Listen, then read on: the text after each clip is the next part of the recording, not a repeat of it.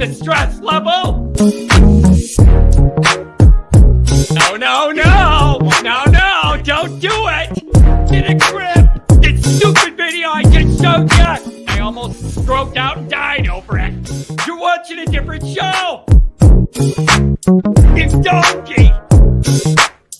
You ain't a captain of nothing but a sinking ship. Don't do this to me, Harry. The Ohio State. It's Ohio State. What do you mean, the? 312-988-15. Hello? You tell Johnny all you've heard and seen. Sometimes it's good to just yell about football. Yeah, that's right. That's right. Oh, the voice is coming back. I don't know, man. I got some problem. I think it's the changing seasons is getting to me. I think that's what it is. It's warm one day. It's kind of cold the next, and it's messing with my voice. I haven't had a lot of football to yell about this week, so that's probably not it. I don't know what it is. Oh, man. You guys are funny in the chat, too. Man. Jay Carr says, John's so punctual. I got a routine, and we start the morning radio show at 9 o'clock, and if you get loosey-goosey with it, then people can't rely on you, and they don't know if you're going to be there when they say you're going to be there. And then they're ready at 9, and you're messing around, and then they're like, I guess there's not a show. If you're saying you're starting at 9, start at 9. G Money, what's going on? Deborah Thomas, good to see you here. I feel like it's been a while since I've seen you, Deborah. Thanks for joining us. And I hope your blood pressure normal. Is mine ever? Listen, I've come to a realization with Notre Dame football here we're going to talk about. Okay. Kenneth, good to see you. It's good to see everybody here. Steven Arado, Irish Football Pod. The chat's already on fire. There's some funny stuff in the chat. You guys are creative. I give you credit for that. We're going to have Dr. John up first. We'll see where he's playing golf, hustling out there, taking some Young Bucks money. We'll take a look at that in a second. So thanks for being here on the bye week, you guys. A welcomed bye week. Welcomed by us, needed by the team. I feel desperately needed. So let's enjoy this. Let it sink in. Middle of the week. V1 rotate. I fractured my ankle. Good timing. I just finished the golf season. Shot a personal best of -4 for 9 in our last league. -4. Come on, man. That's a pretty good score. What are you shooting? 32 for 9 holes? Is this a regulation course? Well, I mean, that's really, really high-level golf. Shattering your ankle, that's bad. I feel bad. That's horrible. Good luck with the recovery on that. The hurricane sidelined you. Yeah, I feel like that's understandable. I hope you are safe and well. Everybody in that area, I know a lot of family and friends I have that are fighting it down there. So good luck to everybody. Thoughts and prayers. Thoughts and prayers, prayers and thoughts. All right. Oh, boy. Let's get into this. I see some Riley Leonard questions, and I think there's an angle here some people are missing. There's an angle here I think some people are missing. We'll get into it. We'll get into it. So thanks for being here. Let's do the introduction, get this going here. We'll see what kind of calls we get on a bye week, and we'll go from there. So obviously you can find the program on YouTube. Do it. Subscribe if you haven't yet. Appreciate it very much. Give the video a thumbs up. That helps Yanni boy out as well. Notifications on that way you don't miss nothing. Twitter, search bar Always Irish, rat. Always Irish Inc. Emails alwaysirishndy@gmail.com. Audio only, anywhere you want it. You can get it if you don't want to see my face. Ain't nobody going to blame you for that. I don't even want to see it. I got to look at it all day when I'm recording stuff. Call in lines. You know the number by now. 312-988-15. Dialed up. Tell Uncle Johnny all you've heard and seen. Notre Dame Fighting Irish Football brought to you by Sports Illustrated. Read all about it. We got articles every day, all day, every which way. All right. It's a beautiful, beautiful thing. Patreon.com/Always Irish. It's the former captain. He the leading tackler. It's Mike Goolsby and myself and Jared Clark breaking it all down. Johnny boy and 2 former Notre Dame players. It's quite the combination there. It's a beautiful, beautiful thing. You got the balance of me and all my fan stuff and all that. And then you got 2 players that know what it's like in that huddle. And we weave it all together. It's a beautiful thing, and we're hitting our flow. So thanks everybody for being there. Really appreciate it. Sid says the O-line is going to be a mess until next season. It's really, really interesting. Really, really interesting. That You guys are really, really good. You have a good feel for this show and some of the talking points that I like to hit on. That is on my list. That exact bullet point is on my list. So I'll ask the question now since you guys got ahead of it. Good job. Sid Irish, one of the questions on my bullet points today, my notes was, can Rudolph get more out of this offensive line after the break with an extra week to work with? Or is this just, it is what it is, and you're so far off the grid with all the injuries and everything you got to do, you're hoping for the best, and these guys are just trying to keep their heads above water, and you're just trying to move the ball series to series? And I don't know the answer to that.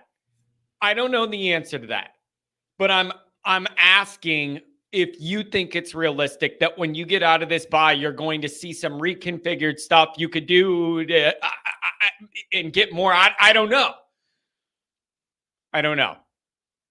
Or are you just, it's so rough. The two guys that went to the NFL put you behind right away at your tackles. Then you replaced one of them, and then he's gone before camp even. So now you're on your third deep tackle there, and then the young guys beat out the old guys. But then the young guys get hurt 3 weeks in, and then you got to put in the old guys that aren't as good as the young guys, but they have more experience, but they're not good, and they can't move or block anybody. And then we're doing that. Like, is it just too much, and it's just going to be a nightmare? Is it just tell me? If it is, it's fine. Just tell me the truth. It's just going to be a nightmare. Series to series, you got to worry about if they could block anybody and move the ball.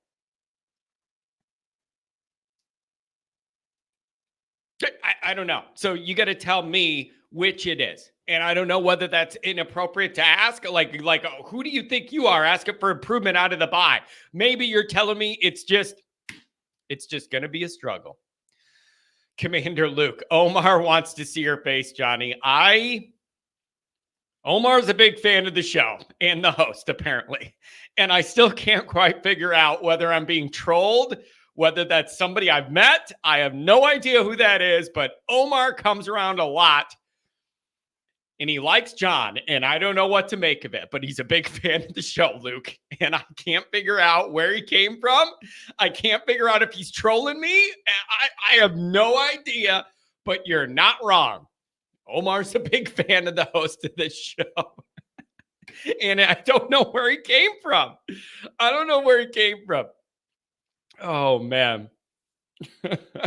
Fred Benson, O-line update. Former Notre Dame standout Joe Alt was injured during the Chargers-Steelers game. Thoughts?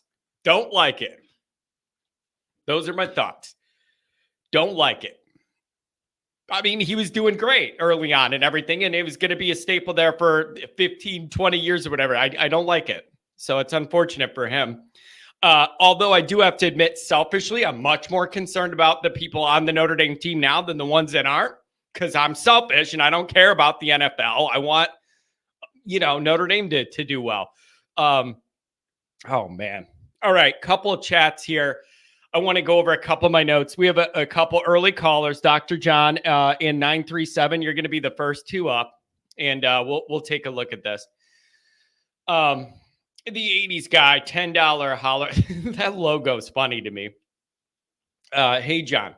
Do you think Freeman brought in Leonard thinking Denbrock could fix his passing limitations but for whatever reason it hasn't happened?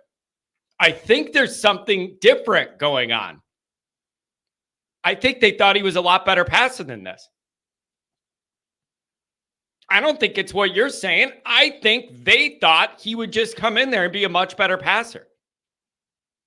And losing all of spring camp hurt a lot. I think that's one thing that I've learned is that mattered a lot more than anyone wanted it to matter. Him missing all of spring camp and all that time with those guys and everything. I think that's a bigger deal than we thought it was. But I think they thought that with his legs being like a main feature or whatever, I just think they thought it would be manageable, doable. And it's really rough. So I think they came in it thinking he was going to be a lot more naturally effective throwing the ball than they've ended up being. Then you add Then you add all of those offensive line issues, and it's another layer of complication to whatever you're trying to do. Do you have time to do it? Blah, blah, blah, blah, blah, blah, blah. I don't know. But I don't think they thought he was an elite passer, but I think they thought it was going to be a little more efficient than this. I think they thought it would be a little more efficient than this. And so I don't know. It's Commander. Remember when I called during the summer and said Freeman was protecting Leonard in the spring game? Riley Leonard didn't miss all the spring, only the game. I know Freeman was hiding how bad Riley is. That makes no sense. That makes no sense. Why would you bring a guy in and then not want him to practice to get better? If you were concerned he wasn't doing good enough, it'd be the other way around. You'd want to use all those snaps in spring to try and get better. It would make you're working against yourself if you bring a guy in and you want to protect him so nobody sees his weaknesses or whatever. You're not helping yourself there. Yeah, look what Milroe did. It's that's an athlete, folks. So fast when he takes off, could power the ball when he. Why can't we have one of those? Why can't we have one of those? I don't know. So I think they thought it was going to start out at a higher level, and it didn't. And then you had the spring thing, and it put everything behind. That's what I think. Freeman said if it was a real game, he would have played. I guess. Whatever. $11.10. Explain what my super chat amount is about in the next 5 minutes. I'll add $10 for the October dues. Ooh, I had a guess, but I guess it's not going to be it. I was going to guess that if you add 11:10, it's going to be. Oh, I got one. It's going to be the day after we beat the ever-living crap out of Florida State, and John wakes up in a good mood, and we have not lost between the dumb loss we already had and that one, and Notre Dame moves into prime playoff position off that. That's what it's going to be. I'm going to wake up on 11:10 the day after we destroy Florida State at our place, and I'm going to be happy. There's my answer, and I'm taking it, and I'm not letting Dr. John say it's not right. It lines up. That's what it's going to be. I will wake up in a good mood that day. Notre Dame's going to beat all these teams. Stanford, Georgia Tech down in A-Town in Atlanta. Do the A-Town stop. We're going to do that. Navy. Oh, I don't know about Navy. There was a really interesting. Raymond says Notre Dame is very pedestrian offensively. Well, you're being disingenuous to pedestrians. I'm so sick of Notre Dame offenses that don't look anything like the best ones I see on TV every single year, every week. It's so frustrating, you guys. There's offenses all over America that run smoother and just run efficiently. And the passing game's like no big deal to just complete passes all over and lead guys. And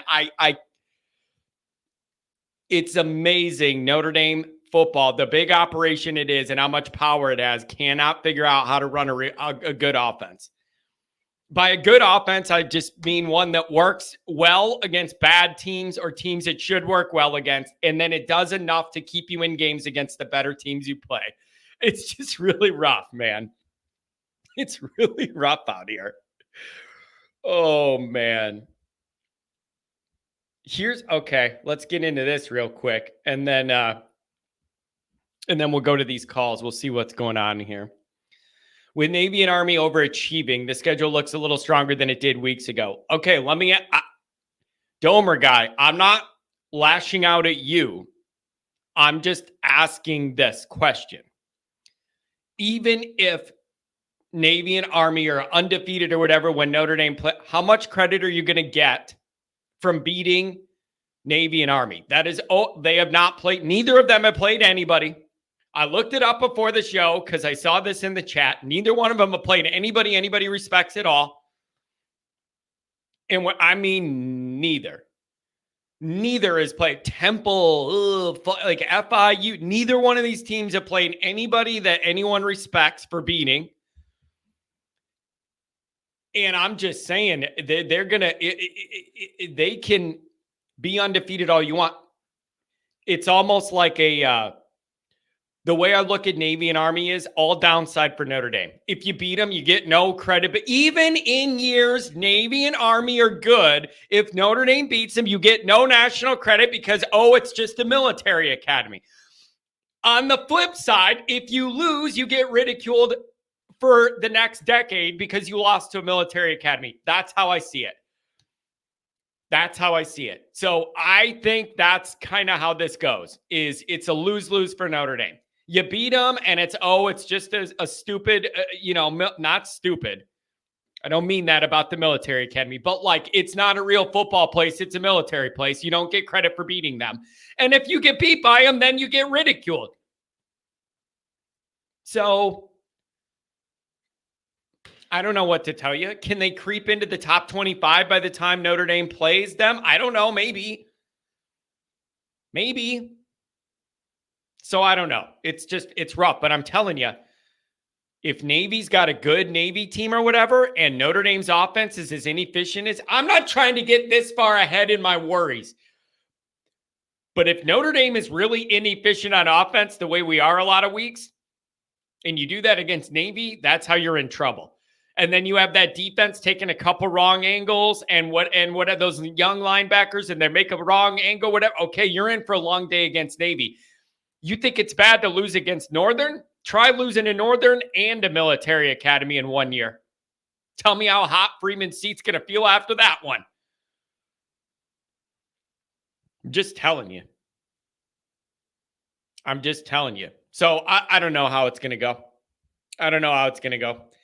But it is going to be, I did see that Notre Dame right now has, they're the only school with 2 top 10 or top 25 wins in the books through 5 weeks. So you're the only one with 2 of those ranked wins or whatever. And that would have been a great feather in a cap to have if you didn't do the Northern Illinois thing. But that one game took so much wind out of the sails. It's just so hurtful. It's a real shame. The feel of all this would be different and whatever, but you just can't. And then did you guys see the statistic of Dr. John, I'm coming to you, 9372. Did you see the statistic about Freeman being second only to Frank Leahy with 9 ranked wins in his first 3 seasons, and Frankie has 10? So Freeman is number 2 behind Frank for most ranked wins in the first 3 years at Notre Dame. And normally that would be like, that is awesome. We are trending up. This guy's an elite coach. He knows how to get the guys going. Like everything should be really, you should be ecstatic with all that. The problem is the losses are so bad that you get none of the benefit you should get off those wins. That is the frustrating part. Frank had all those wins and none of the bad losses. That's the problem. So I understand the way the it's being phrased on social media or whatever. Look at this, the wins or whatever. Tell the full story. Frank had all those wins on the high end and nothing on the low end. It was all high end. But when you Northern Illinois yourself and you Stanford yourself and you Marshall yourself, you're undoing all of that credit. And that's the way it should be. It isn't good. You guys, it's not good enough to just have ranked wins. You have to avoid the bad losses too. It isn't just you. This is a full season and every game is its own challenge. So I don't know. So it is, I'm happy we're getting those wins, and Freeman does seem to have the ability to get those guys ready for some of these bigger games. But if you can't get ready for the lower level games and you lose them, you're never going to win anything anybody cares about. So you got to figure it out.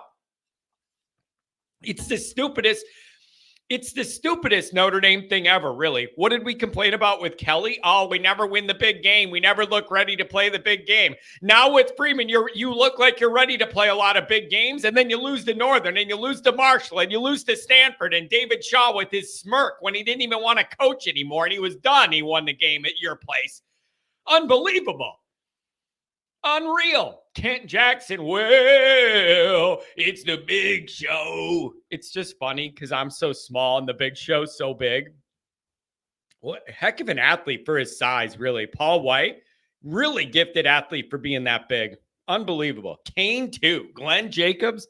Oh, what a fantastic athlete for being that size. Dr. John, $10 holler. Oh, hell, here it is anyway. You knew you were going to pony that 10 up. Come on, buddy.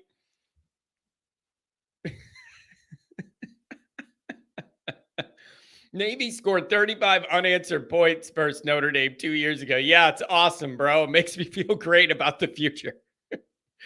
Oh, man. W. Smith, dang, that USC game to finish the year could decide which one of us gets in. That'd basically be a playoff game for both of us. Wild. Yeah. And every time anybody brings up USC, I still keep saying, I want to see them play more through this Big Ten schedule week to week and get into this, the meat of the Big Ten schedule. And let's see where we're at when we get further down that road.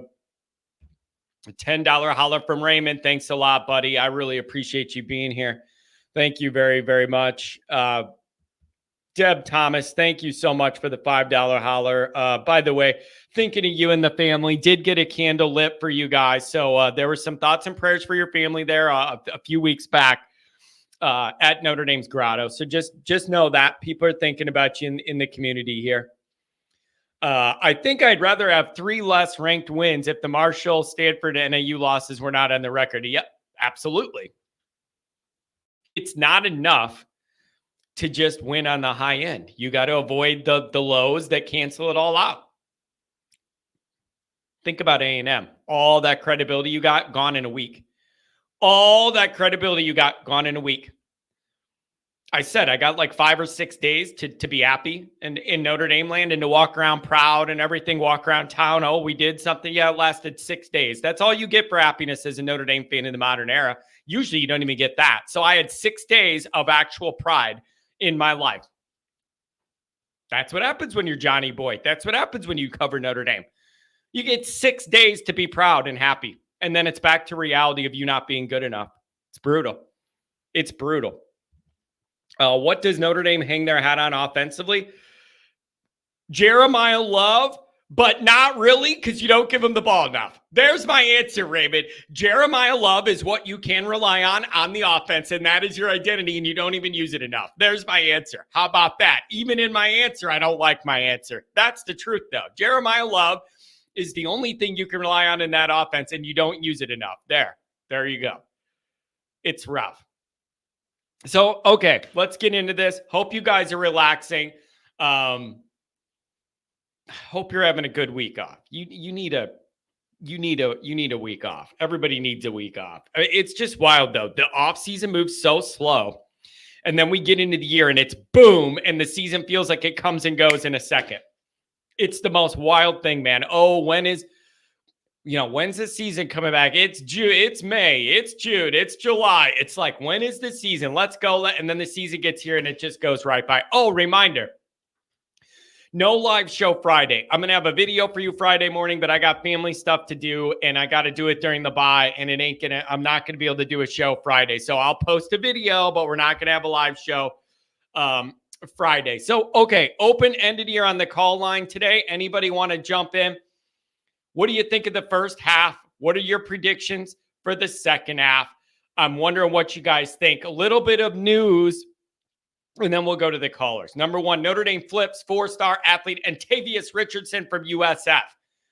And I think it's interesting. I think he played some quarterback and then cornerback. I don't even know if he straight up played receiver. He's ranked as an athlete, 4-star guy. I'm interested in what you guys think about this.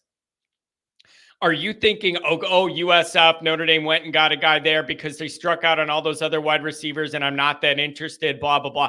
Or do you say Alabama was sniffing around trying to get this guy to flip to them, and if they're sniffing around, then I'm interested? Seems to be a good athlete, and it was good to get that flip. Like, you could always use more athletes, but I want to know what you think there. Alabama was sniffing around, and that's interesting to me. Adam brings up playing Stanford after the week off, and I'm going to ask this too. How does Notre Dame come out of this bye? Notre Dame already sleepwalks at home and doesn't come ready prepared at home. Now you add in a bye week. I'm really interested to see. Did they come in ready to go for once after the bye, or is it more the same and even worse because you have a bye and it throws off all their routine and they're even sleepier than they usually are at home? 0 for 3 as far as good starts. So I don't know. Evan says, this chat needs to get out more. Nothing but a negative echo chamber. Not sure why it matters if we win or lose. You guys will never be happy. No. We'll be very happy if you win. No. We'll be very happy if you win. But if you lose to Northern Illinois, it is going to weigh down everything. Every discussion after that's going to be weighed down by that because we live in the real world. There's no way around it. I'm sorry. Notre Dame's not playing good enough football right now. There's no way around it. I'm sorry. Oh, that's not in me? I thought it was in me. I'm the one running the negativity here.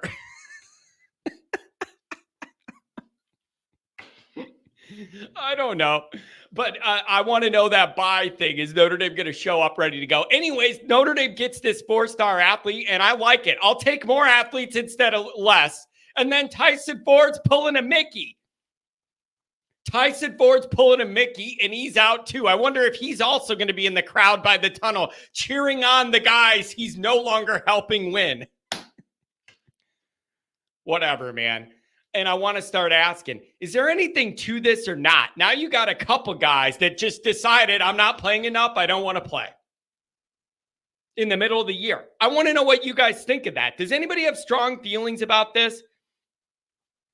Is this like modern football realities and like whatever, and it's no big deal? Or do you really look at it as like guys bailing on the team in the middle of the season and that's poor form? Or is that all changed in the modern era? You got to look out for yourself. This is the way it goes. I want to know that. Does this bother you or not? I don't know the answer. And in the modern era, when I ask Goolsby, how would you feel as a player if this happened or this happened? What he says is, John, it's a modern era. Back in my day, I would have lit somebody up for this, but these kids think different now. And so it's hard for Goolsby to go back sometimes and compare the way things were and how you did things to the way it is now and the way these players are now, where it's much more like we're all in this together. You got to do what you got to do, bro. What's best for you? We don't care. Do what you got to do. We understand. Didn't used to always be like that.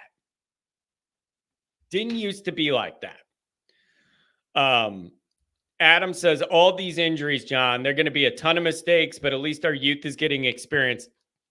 Adam, I've been thinking about it. I've been thinking about this a lot. And it's like, we were already very inconsistent before we had a dozen major injuries. Now you got all these injuries, and I don't know what is realistic to expect or not. Week to week team. Andrew Gilmore's right. I keep coming back to it. Week to week team. Can't trust Notre Dame to do anything more than that big picture. Week by week team, scratch and claw to do enough to get a win. It's going to be a stressful week by week grind. All right, phone calls. Dr. John, 11-10. I thought I had a good guess on my 11-10. Give it to me. That's a good guess for me on the 11-10, I thought. Well, I was going to say what it was right away, but I want Jake Carr to stew a little bit. Okay, he's all anxious for the answer. And I just want to say, I haven't been this excited about a Saturday since August. I know, man. Can't you just feel it? I know. You know what I wish, though, Doc? There's really not a ton of really good other games to watch this week. I was thinking I'll have a full week of really good games with no Notre Dame stress and no content obligations. There's really not a lot of games I'm interested in. Maybe the one I'm interested the most is the 11 a.m. window with Texas A&M. Well, yeah, is that the best? Oh, yeah, Missouri and Texas A&M, right? Yeah, and it's an early. Yeah, I'm looking at the schedule now. Yeah, and it's an early start. Right. There's not too much excitement on there, is there? Yeah, and that's an early start at 11 a.m. my time, so that'll be interesting. But Doc, everybody in Notre Dame land needed a break. The team is beat up physically. I'm sure emotionally they've been through the ringer with the ups and downs and everything. Everybody needed this break, and I feel it in the fan base. I feel it in the media. Everybody needed to take a deep breath and kind of try and reconfigure where we're at or find some new footing here. What do you make of it? You know what? I just spaced out on you. I was going down the line of TV games and going to have to do a little scouting on CBS. I see Navy's at Air Force. Anyway, restate that question again. I'm just kind of asking. I had a senior moment. That's okay. I'm just kind of asking where you think Notre Dame Nation's at on this bye week. I feel like everybody needed it for their own reasons, and it came at a really good time. Well, yeah, especially because of these injuries. It's ideal right now, I think. I don't know how many of these guys can come back in 2 weeks. I don't know what how extensive the injuries are to each guy, but yeah, it's a good question. Anyway, yeah, I'm going back to see is Jay Carr saying anything? Oh, there he is. Okay, Jay. Yeah, here's what it is. It's celebrating the 11.1 subscribers. Oh, wow. Man, I never would have thought of bringing it that way. I thought it was something more Notre Dame-y specific, not involved in the show. That's where my mind was at. That's creative, though. I like that. No. Yeah. And I said it's probably on people's computer screens, but anyway, that's what it was, and I gave the extra 10. You knew that was going to happen anyway, didn't you? Oh, that's a good one. I appreciate that. I appreciate it. So, Doc, let me ask you this. I don't know whether this is fair or not. Is it fair to expect Notre Dame to come out of the bye and look better? Or are they so beat up and in a rough position up front at O-line and whatever, like you're just kind of going to get what you're going to get, and there's just going to be an extra week in between it? Like, I think there's some people that are like, we're going to get in the bye and really clean things up and come out and be more effective. I don't even know if this team's healthy enough to come out of the bye and do that. I don't know what to expect. No, and I think since that Northern Illinois game, you're never going to know what to expect. Isn't that the truth? That's the ultimate truth, man. Doc, here's how I look at it. The reason Notre Dame fans don't feel like they're having a ton of fun this year, I feel like since Northern, there's no like build feeling confident, like I'm going to watch my team kick the crap out of somebody, and I know we're good, and I believe in it, and it's going to show up, and I'm excited to watch us blow somebody out, and it's going to be great. We don't have that kind of confidence. So every game feels like you're kind of limping into it, kind of like hoping we play to our potential, but you can't really believe that they're going to do it. And I just feel like that's kind of the vibe we're in, where like you can't really get ahead of it and be like, I can't wait for us to play at 2:30 because we're going to play great football, and I believe that. And that's got people in an awkward place. You want to watch with like one eye covered, kind of, you know? Until we blow out three teams in a row, I'm gonna go in each Saturday just wondering what to expect, and my nature is the stomach will start churning because the memory of the Northern Illinois game will come back and just have that stomach tighten up. Yeah, I mean, look, I looked at I went back and looked at how our rankings go. I mean, the total defense looks pretty good. You're at 21. The total offense, which has, rushing is everything, I guess. We're 75 in total offense because our passing offense is at 111, down 3 from the week before. Ooh. I mean, that sucks. Yeah, it's Riley Leonard just has to get better, and I don't know if he can. Okay, so see, here's where I get turned around. Where I get turned around is he needs to be better and get better and all that. And that's like, fine, we acknowledge that. But also, the O-line is a big problem. And I don't feel like when we break down that film sometimes with Goolsby and Clark, they're like, I don't know what you want Riley to do here. He doesn't have that much time and he's got to move in the pocket and he's trying and they're not holding up for him. And then how much of it is Riley Leonard's got to get better? How much of it is that line's holding everything back? How much of it is the wide receivers still aren't as good as we want? How much of it is the new play caller trying to get a feel for what everybody could do? Like, I don't know how to parse out the blame of who needs to get better at what. I just feel like there's a lot of things that are all combining to make it frustrating on offense. Well, there's no doubt that the offensive line, we need something to happen. But I'm going to take the wide receivers right out of this equation because I don't think we have any idea how good they are because of Leonard's limitations. That's a tough place to be. So then let me ask. So then let me ask this. Do you think that Freeman knew that was going to be kind of a struggle and wanted him for his legs and his leadership and that big body and athletic frame? Or do you believe that they thought he was going to be a much more efficient passer and now they're like, kind of taken back by it? Like, I don't know. Well, I don't think they got what they thought they were going to get. Yeah. And I mean, did he ever play after our game last year? I think he tried to come back late, but he was all banged up and it was a rough go because I don't think he was healthy, if I remember. I think he tried, but it was rough and he wasn't moving around well.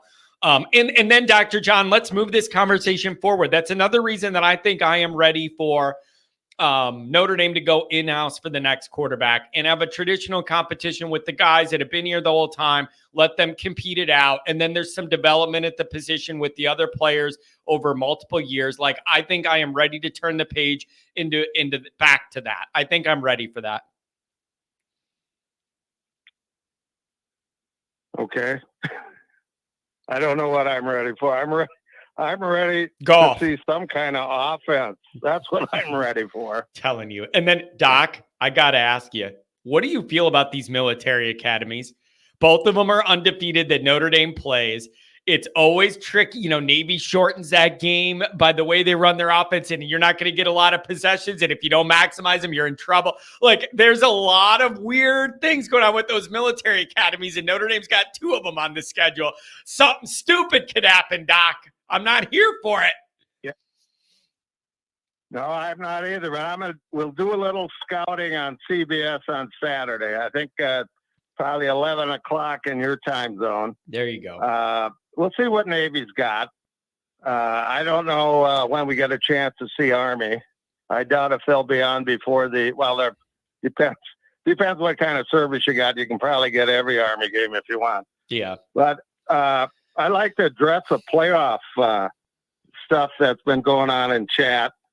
I don't know how much another loss would be affected by the fact that we lost to Northern Illinois and now they can't do crap.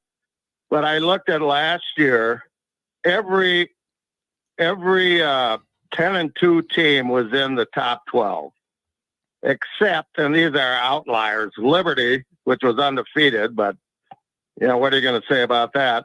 And then SMU, they were still in the top 25, but they're the only 2 lost teams that weren't in the top 12. Wow, that's kind of interesting to me. Wow, that's a little that's a little interesting to me.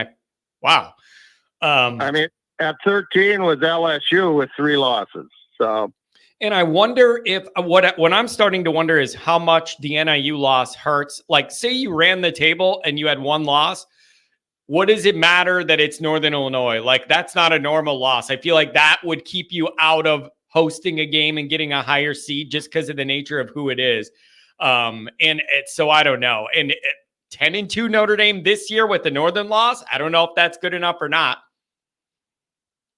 Well, it depends how we play the rest of the season.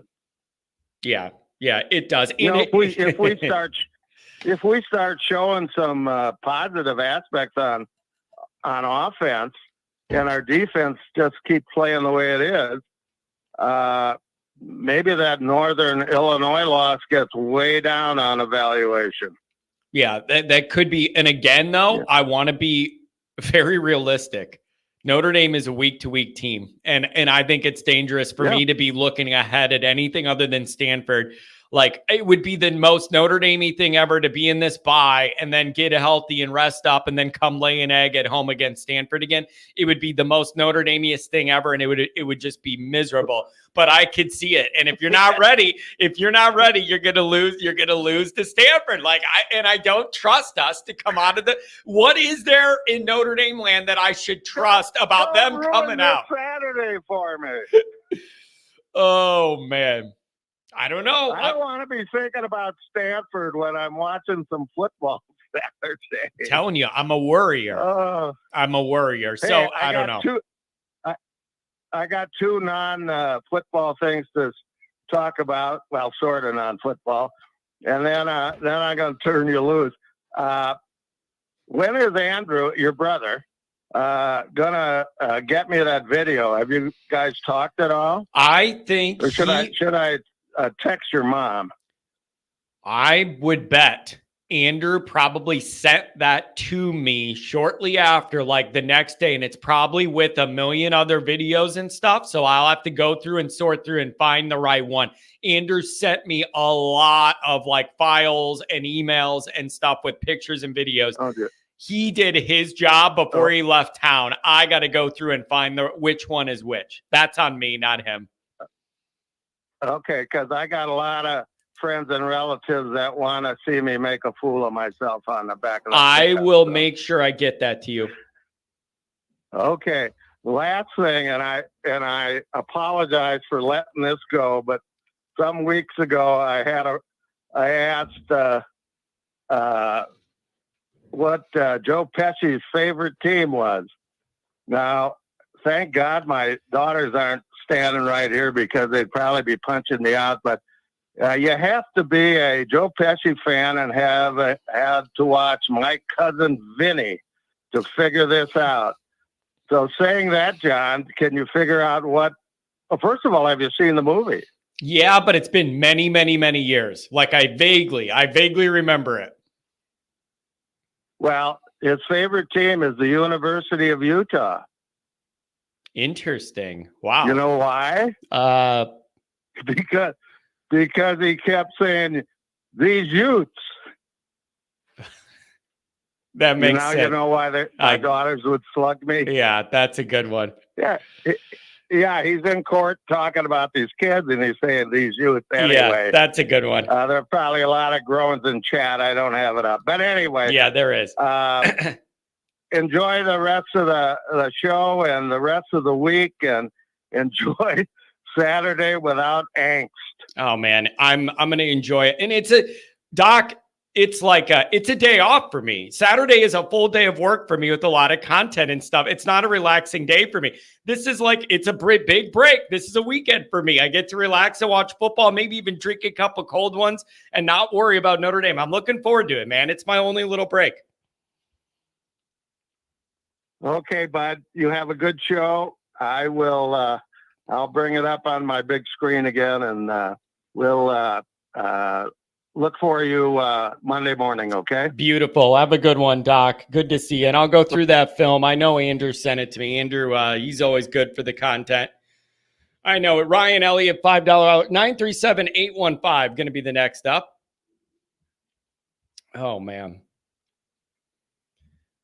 John, why don't you take the South Shore to South Bend? I don't know.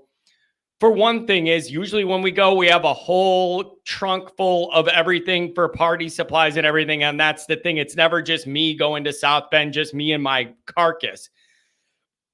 It's usually a trunk load of everything we're doing for a tailgate party or a bunch of stuff. Or I get into town and then what am I going to do? Walk everywhere I have to go, see this person, meet this person. How am I supposed to get around? And it's only a 2-hour drive. So it's not like the biggest deal. It's not the biggest deal. Jonathan, Did you watch the Georgia-Alabama game? Was there 4 quarters of efficient offense for either team? What I saw there is 4 quarters of way better athletes than anything we got running around, other than in a couple spots. That's my takeaway from that. I way better rosters running around all over the field in a game that looks like it's played at a different level and almost a different sport than what we do. And it's very depressing to watch. But that is a different level of ball. And we ain't there. Really frustrating. 937 and then 815 after that. What's going on, 937? What's up, man? How you doing? I'm doing okay. I'm trying to enjoy the bye week and not stress out too much. We're going to have plenty of time to worry about Notre Dame when we get back into things. And I'm just trying to kind of take it easy for a week. That's what's up. I'm the guy that called you from Scotland with a torn bicep. Oh, man, I remember that. You called me from the airport. Didn't you call me from the airport in Scotland? Oh, it was something else. You guys were wigging out per usual.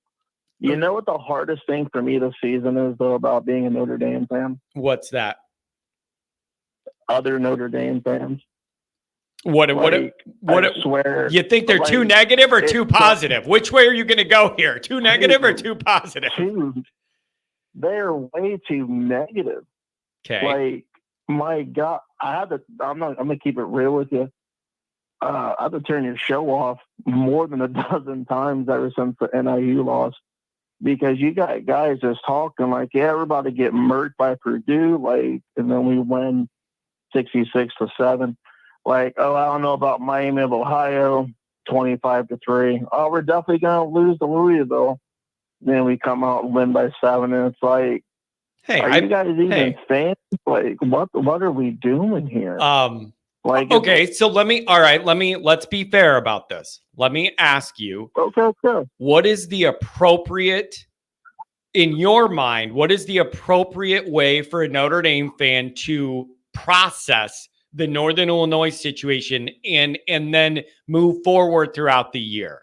Like what is, are you just like, hey, one bad week, forget about it, and we're still in the playoff hunt, keep winning, but don't focus on it? Like, what is the healthy, appropriate way for, in your mind, for Notre Dame fan to process that situation? This is how I see it, and this is just me, and this is how my little group of indie people that I'm starting to make a small coven in Ohio. This week we woke up, we had such a big high, and we had a letdown game. We thought we can just roll our helmets out and beat NIU, but unfortunately, when NIU probably signed up to play us, they probably circled it that day for 3 years, thinking, okay, that's why all their seniors came back. We just got done prime time, big win, looked real good, and these guys were just chomping at the bit to play us. And then that's why they had lost the following week. So a lot of our young guys who probably didn't know any better got caught up in a sleep game, and now they kind of know and re-locked back in. Our defense has been locked in. Our offense is just super scrappy. So the way I think you should see it is every week is now a playoff game. It doesn't matter the record. The score is 0-0 at kickoff. Go through and play your game, win your assignment. That's how I see it. Every week is an elimination game. But that's the way you should play every single game when you play football.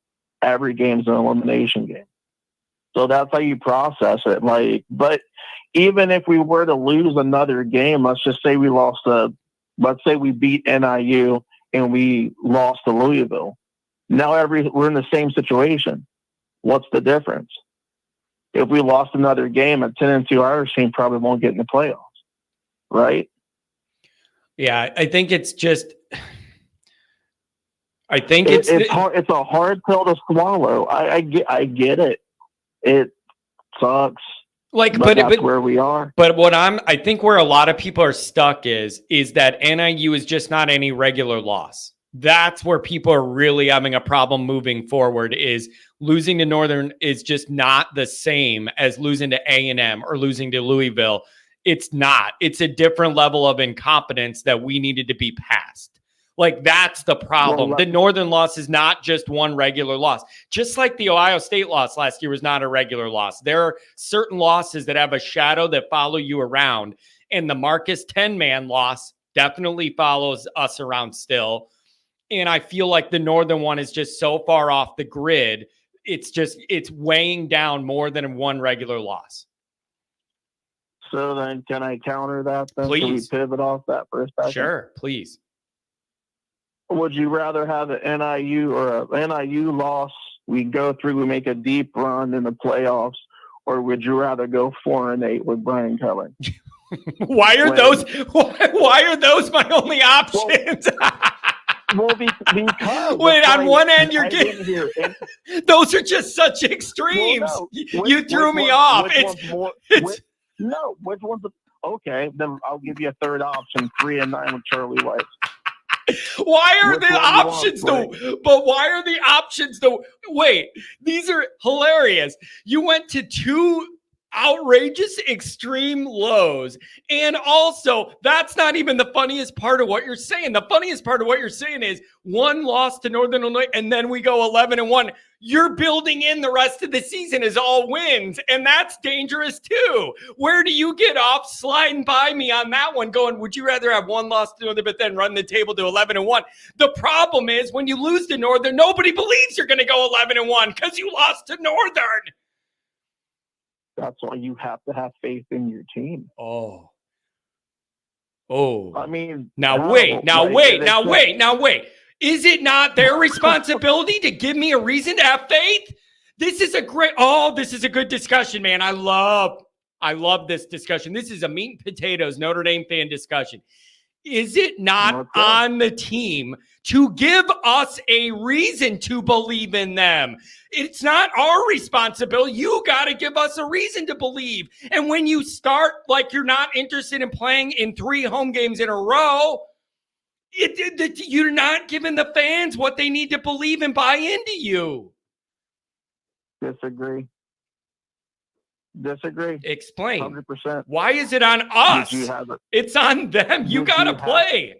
Did you have a choice to be an ND fan? Could you stop being an ND fan right now and go start cheering for Northwestern? You could.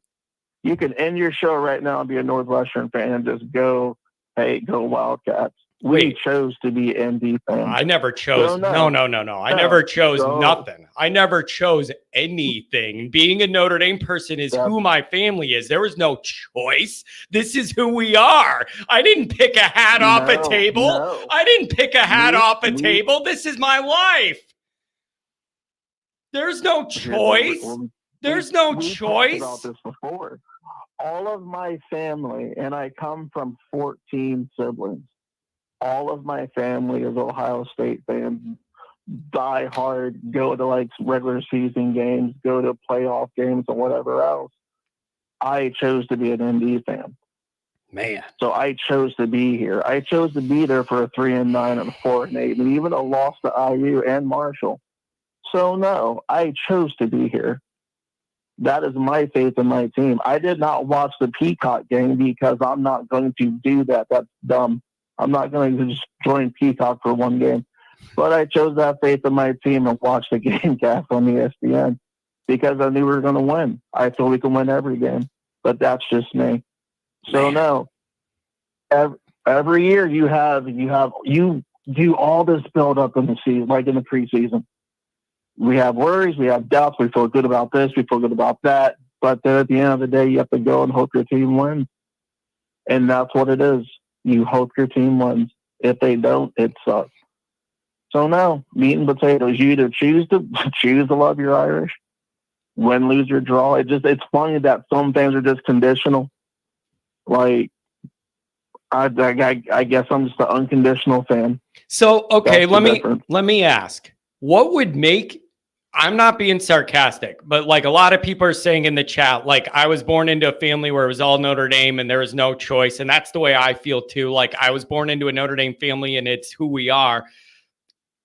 So I mean, I have a hard time relating to that. But let me ask this. If you're not like that and you're saying it's more of a choice, what would make I'll be 40 in a week. What would make anyone in my age range choose to be a Notre Dame fan? We have not won a major bowl game in my entire cognizant existence on this planet. So there's no bandwagon to even jump on. We haven't won anything that matters in over 30 years. What would there be that would make anybody jump aboard if you weren't already in it for life by family? What would make you buy in? We haven't won anything. So what made you choose to buy in? We haven't done anything. We haven't won anything in my whole life. So what would make you buy in? Hate made me buy in. I've always hated Ohio State. So how I became a Notre Dame fan is that I went through college and one of my good friends started playing for Ohio State. But when he got there, he became a really arrogant, not nice guy. And that wasn't really his personality. But because he went there, he became this super cocky guy. So then when someone said, hey, who's your team? I said, I don't have one. And it was when Ohio State played Notre Dame, I think, in the Fiesta Bowl. Was that in 2006 or 2007? You couldn't just go with Michigan? If you had an Ohio State beef, isn't it easier to just go with Michigan? No, let me finish. Let me finish. I said, who does Ohio State play in their bowl game? They said Notre Dame. And that day I became an ND fan. I've been to Notre Dame now probably 15 times. I'm taking my really good friend who's a closet Notre Dame fan. We're going to the Virginia game because he's never been. That kind of segues into something else that, I don't know, Twin, we may not be friends after this conversation. Dr. Tom or John, whatever the guy's name is, he said something in the NIU week that has infuriated me ever since that call-in show. What's that? So this guy says that, the fans weren't into it and they were passing out like headphones for the students and for the visitors. It bothered me because my kid, who is 8, who is born in now like you, he's been born a Notre Dame fan since he was 8 years old. He's been to Indy probably about 6 times. But he has a condition where loud noises freaks him out. So when he goes to Notre Dame, he's one of those people that usually have to have muffled hearing so he can listen and watch everything without being overstimulated by all the noise. So that really pissed me off. I'm not going to lie to you. Like, that is something else. So when we have fans jumping down other fans' neck, I don't know, it's different to me. Not a fan. Yeah, I vaguely remember that conversation, but I don't remember all the details of what it was about. Something about how loud the Jumbotron is or something like that, probably. I don't remember all of that. Dude, I think you are the outlier. Like, from this discussion, not right or wrong or this or that. Like, I just believe you are the outlier. Like, I don't know anybody in my life that, like, I just in my 20s, I decided to follow Notre Dame. I think that is the rarity. I think most people in this fan base were born into a family that loves Notre Dame and the value system, and that their childhood was based on that. And I do not think it's common that you have people just picking Notre Dame. Like, I think you are the outlier. Not like it's right or wrong how to fan or whatever. No, I just think you're the outlier. Last of the dying breed, I guess. I have Notre Dame tattoos. I mean, on my ribcage, my house is all ND, bunch of ND gear. I can't stand Rudy though. Like, that's just me. I don't like the movie Rudy, but I'd rather be an outlier and love my team unconditionally than sit up here and complain and wonder when our next loss is coming. But wait, man, you're not understanding. All those people that are doing that being negative is because they love Notre Dame so much. Don't you get it? All the people being negative, all the people here every day being negative, it's because they love Notre Dame so much and they're miserable. We're not better at football. That's not turning on the team. It's they're hurt because we're never good enough. That's a different thing. They're negative because it hurts that we're never good enough. And they don't have pride because we don't win anything. That is loving your team. They're miserable. We're not better. Then I got to ask, do you even have pride then if you don't win anything? Man, there's 132 teams in the NCAA. Only one's going to win a national championship. I mean, I don't know, man. I guess 30 years, 30 years without a major bowl game, man. 30 years. We have not finished a year proud. 3 decades. We have not finished one season saying, wow, I'm proud of what we did. 3 decades. Okay. It's a lot better than the 4-8 and the 3-9 season. Oh, that cannot be the standard, though. That just being better than that cannot be the standard. The standard is love. The standard is loving your team no matter what, my boy. That's the standard. But what I'm telling you, hold on. Are we gonna say anything like oh that? my God! What I'm telling you is all the people that are in my chat complaining love Notre Dame, and they're complaining because they want us to be better. They do love Notre Dame, and they're mad that we're not better. That's the whole point. These people are here every day. We win nothing, and they're still here every day, not for their health or to help me, but because they love Notre Dame. I don't know. Dude, I love this conversation because we're just we're totally on opposite sides of this.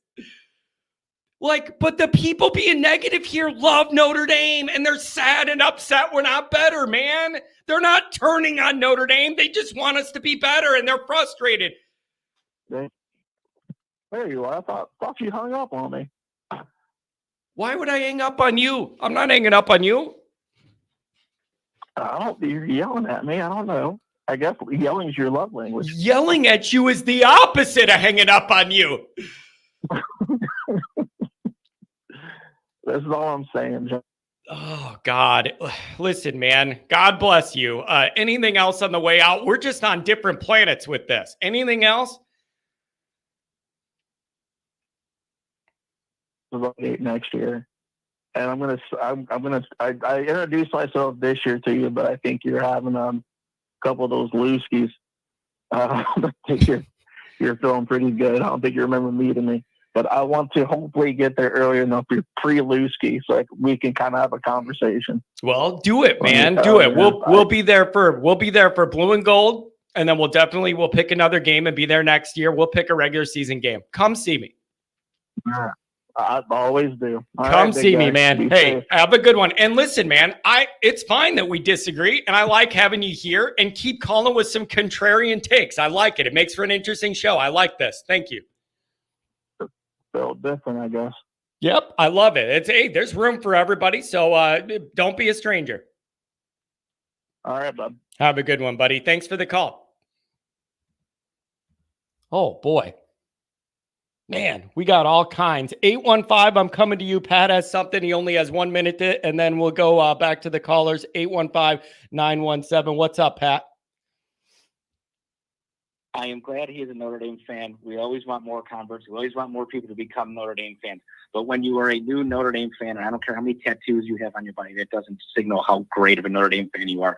But when you have a new Notre Dame fan, you have someone that hasn't been born into the family of Notre Dame football like you and I have, John, where my dad tells me stories about listening to Air Park Station as he sat in a gas station in the 50s.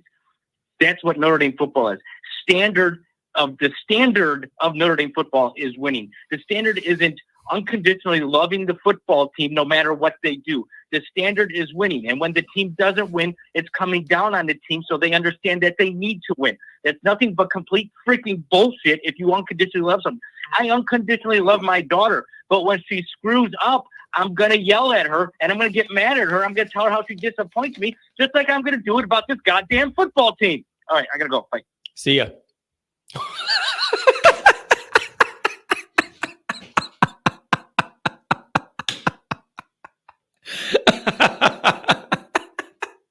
That was funny. It's the quickest Pat's ever been on this show. He just literally came in for 1 minute. I feel like he was on hold of a work call.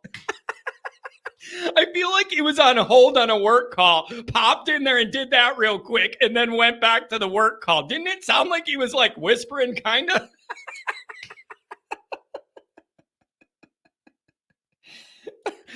And the other thing is, that guy said that he came up to me at the tailgate or whatever. I don't remember exactly who he is, or everybody I meet doesn't tell me exactly like who they are. So he's 4 minutes late for Zoom. Pat, we knew something was going on. Yeah, the boss walked in or something happened. He waited and came late to the Zoom just to do that. It's hilarious. Oh my God. 815, what's going on? This show took a weird turn today. 917, you're coming up next. What's going on? I kind of lost all my train of thought after hearing that call. I'm going to be honest. Me too. I just didn't expect it, man. It just kind of threw me. It just kind of threw me off. Like hey, man. I guess we Notre Dame fans. There's a lot of us from different mindsets. I guess. I don't know. I don't know. Do you want to have a quick moment of silence for the White Sox before we get into this? Oh. You know what their latest thing is, man? Let me tell you this. Number one, I found it humiliating when the national media wanted to fly in to be at the last homestand, to be there if we broke the all-time humiliation loss record. That was degrading to me to have all the national media want to fly in just to see that. Then here's the latest one, man. Jerry Reinsdorf put out a long statement, multiple paragraph statement, saying we're embarrassed, I'm embarrassed, we need to do better, we need to earn your trust back, whatever. I'm sorry, okay? You want to know when he released that statement to the public? Fourth quarter. Was it before that? No. Was it before they lost? Nope. It was entering the fourth quarter of the Bears game on Sunday when Jerry knew no one would see, or it is the most Jerry Reinsdorf thing ever to release. PR 101. Release the statement admitting how horrible you are in the beginning of the fourth quarter of a Bears game where every single person in the whole city is watching the Bears game and not looking online for your stupid statement about baseball. It is everything they do is so weaselly. They don't do Sox Fest anymore. Sox Fest used to be a time to bring your little kid, get autographs for Frank Thomas and Ozzie Guillen, and bring your kid there and get him into White Sox baseball. They know everybody's mad lately, so they cancel Sox Fest, and they don't even want you to be able to do that because they know they're going to take heat. Everything the organization does is Loserville. Loserville. All right. I'll bring up the Sox come like March or April. We'll get that going. Oh, it's all right, bad. I want to talk about I have a couple points. One of them kind of big picture. One of them about the game. I feel like that dude's call threw all of us off for the day. I'm still trying to wrap my mind around that, man. All right, one last point about the caller. Yeah. He said he was an unconditional fan, yet he said he didn't watch the game on Peacock. So the condition of the game being on Peacock made him not watch the game. That's a good point. That's a good point. Regardless, but wait. But my point was, and I don't want to revisit this. My point is, the people that are here and negative every day are still Notre Dame fans. They love Notre Dame. They're just really upset with where the team's at. They didn't go join another team to root for. They're still Notre Dame fans, but they're just miserable. What is so hard to get about that? Yeah, I don't know. All right, whatever. Let's talk about the actual team. Okay. All right. So here, I got a question, and I'll tell you why I'm asking. When we were winning the game 21-7, from that point on until the end of the game, do you think that we were in control of that game? I don't think I ever believe we're in control because I can't trust the team. That's the problem this year. Okay. Ever since Northern, you can't trust Notre Dame. So even when they're winning I can't trust them to do what you need to do. You already proved to me you can't be trusted this year to do what I need you to do. So nothing is safe. I'm glad you agree. Nothing is safe. The reason I'm asking is because obviously on another show, I'm sure you can guess who it was. He said we were in control most of that game after the first quarter, and I typed in the comments and I was like, don't you think that was kind of a stalemate? The second and third quarter, we had 60 yards combined, and we lost the second and third quarters 3-7. I'm like, how could you say we were in control of that game? I would say both defenses were in control. Our offense was not in control whatsoever. And that person was like, we were in control. You just dismissed what I said. And I was kind of flabbergasted. Don't you? What he said. I was like, how do you see it that way? Don't you remember when I remember this, they put on the screen total offensive yards or whatever, first quarter, second quarter, third quarter, and it was like 100 and something for us in the first quarter. Then it was like 52 in the second quarter. Then it was like 18 in the third quarter. Like, we're going the wrong way here. Like, I cannot trust Notre Dame. So control that. We don't play good enough that I trust us. No. That was my point. I was like, we were winning by 10, but we weren't moving the ball. We weren't like, putting pressure on their defense. Like, I didn't feel in control. I was sitting on the couch like, oh, they didn't score. Or I'm like, oh, the 3 and out. They're going to go down the field. They're going to score. Like, I didn't feel that. And I just thought that response was just classic. Like, I just don't know what other people are, how can they see it that way? What are they looking at? And I don't know. I just wanted to get your opinion on that, at least to start. But see, like, I guess could you argue that some of the statistics, I'm sure you could find certain statistics, like they were having trouble driving on us defensively or whatever. I'm sure you could find some statistic that shows that we were like hanging in there or whatever, but like, it doesn't feel that way. And offensively, I don't know how you could say you're in control when you're getting worse as the game goes along. How are you in control if you're getting worse on offense the further the game goes? I was in control on all 3 of the phases. The defense was in control, I agree. The offense was not, and the special teams was not. And especially in that second and third quarter when we had 60 yards and I think a turnover, and we lost 3-7. Like, that's not control to me. Anyways, I want to get to the bigger picture point. Okay. I think it's a good kind of topic to bring up on the bye week. So Adam kind of brought it up earlier, and I mentioned it. He was talking about, all these injuries, all these young guys getting to play, which I'm all for. I think next year moving forward, I think every position on the defense is in a good spot except the interior defensive line. We play Cross and Mills are gone, and then that leaves Rubio, which who knows what the deal is with that. Yep. Sevillano, not him. Heinisch, who's 275, and Anye, who's I don't even know if he'll be on the team next year. My point is, why aren't they getting any of the reps towards the guys who are going to have to play heavy next year? Like Mookum doesn't play, Houston doesn't play, Sevillano doesn't play. I'm very puzzled why they don't get involved at all. Is it a situation where they feel like those guys aren't ready to go out there and play reliable winning football, and so they would rather not burn eligibility or risk putting guys out there they don't feel are ready yet? The other 2 redshirted. I think Mookum and Houston redshirted, so their eligibility doesn't matter. Yeah. I mean, maybe maybe he wants to get redshirted, but the point is they're going to have to play next year, like good minutes or good snaps. So it's like I think, gonna go in. Dude, how important is Sevillano going to be to all that? Because he's a big body, and it feels like Notre Dame doesn't have enough of those. Like that 320, whatever that frame is that he has is like different than the rest of that line. I feel like he's going to be a very important piece of this because he provides some of that anchor bulk that I think we need a little more of. Oh, he's my favorite of the group. You can't teach 330. Yeah, and he's kind of a nifty, shifty 330. And that's not me being an expert on film breakdown. That's Goolsby breaking down the film and training kids and knowing what he's looking like. And he likes the way that guy moves for that weight too. It's one thing to be that big. It's another thing altogether to be nifty on your feet when you're that big. So he's going to be a key to this. And then let me bring this up to you. And I want to know if you've thought of this. Yeah, and Pat's bringing up Bryce Young. Pat's on his work Zoom. He's bringing up Young. And he's out there making plays already and running around. Let me bring this up.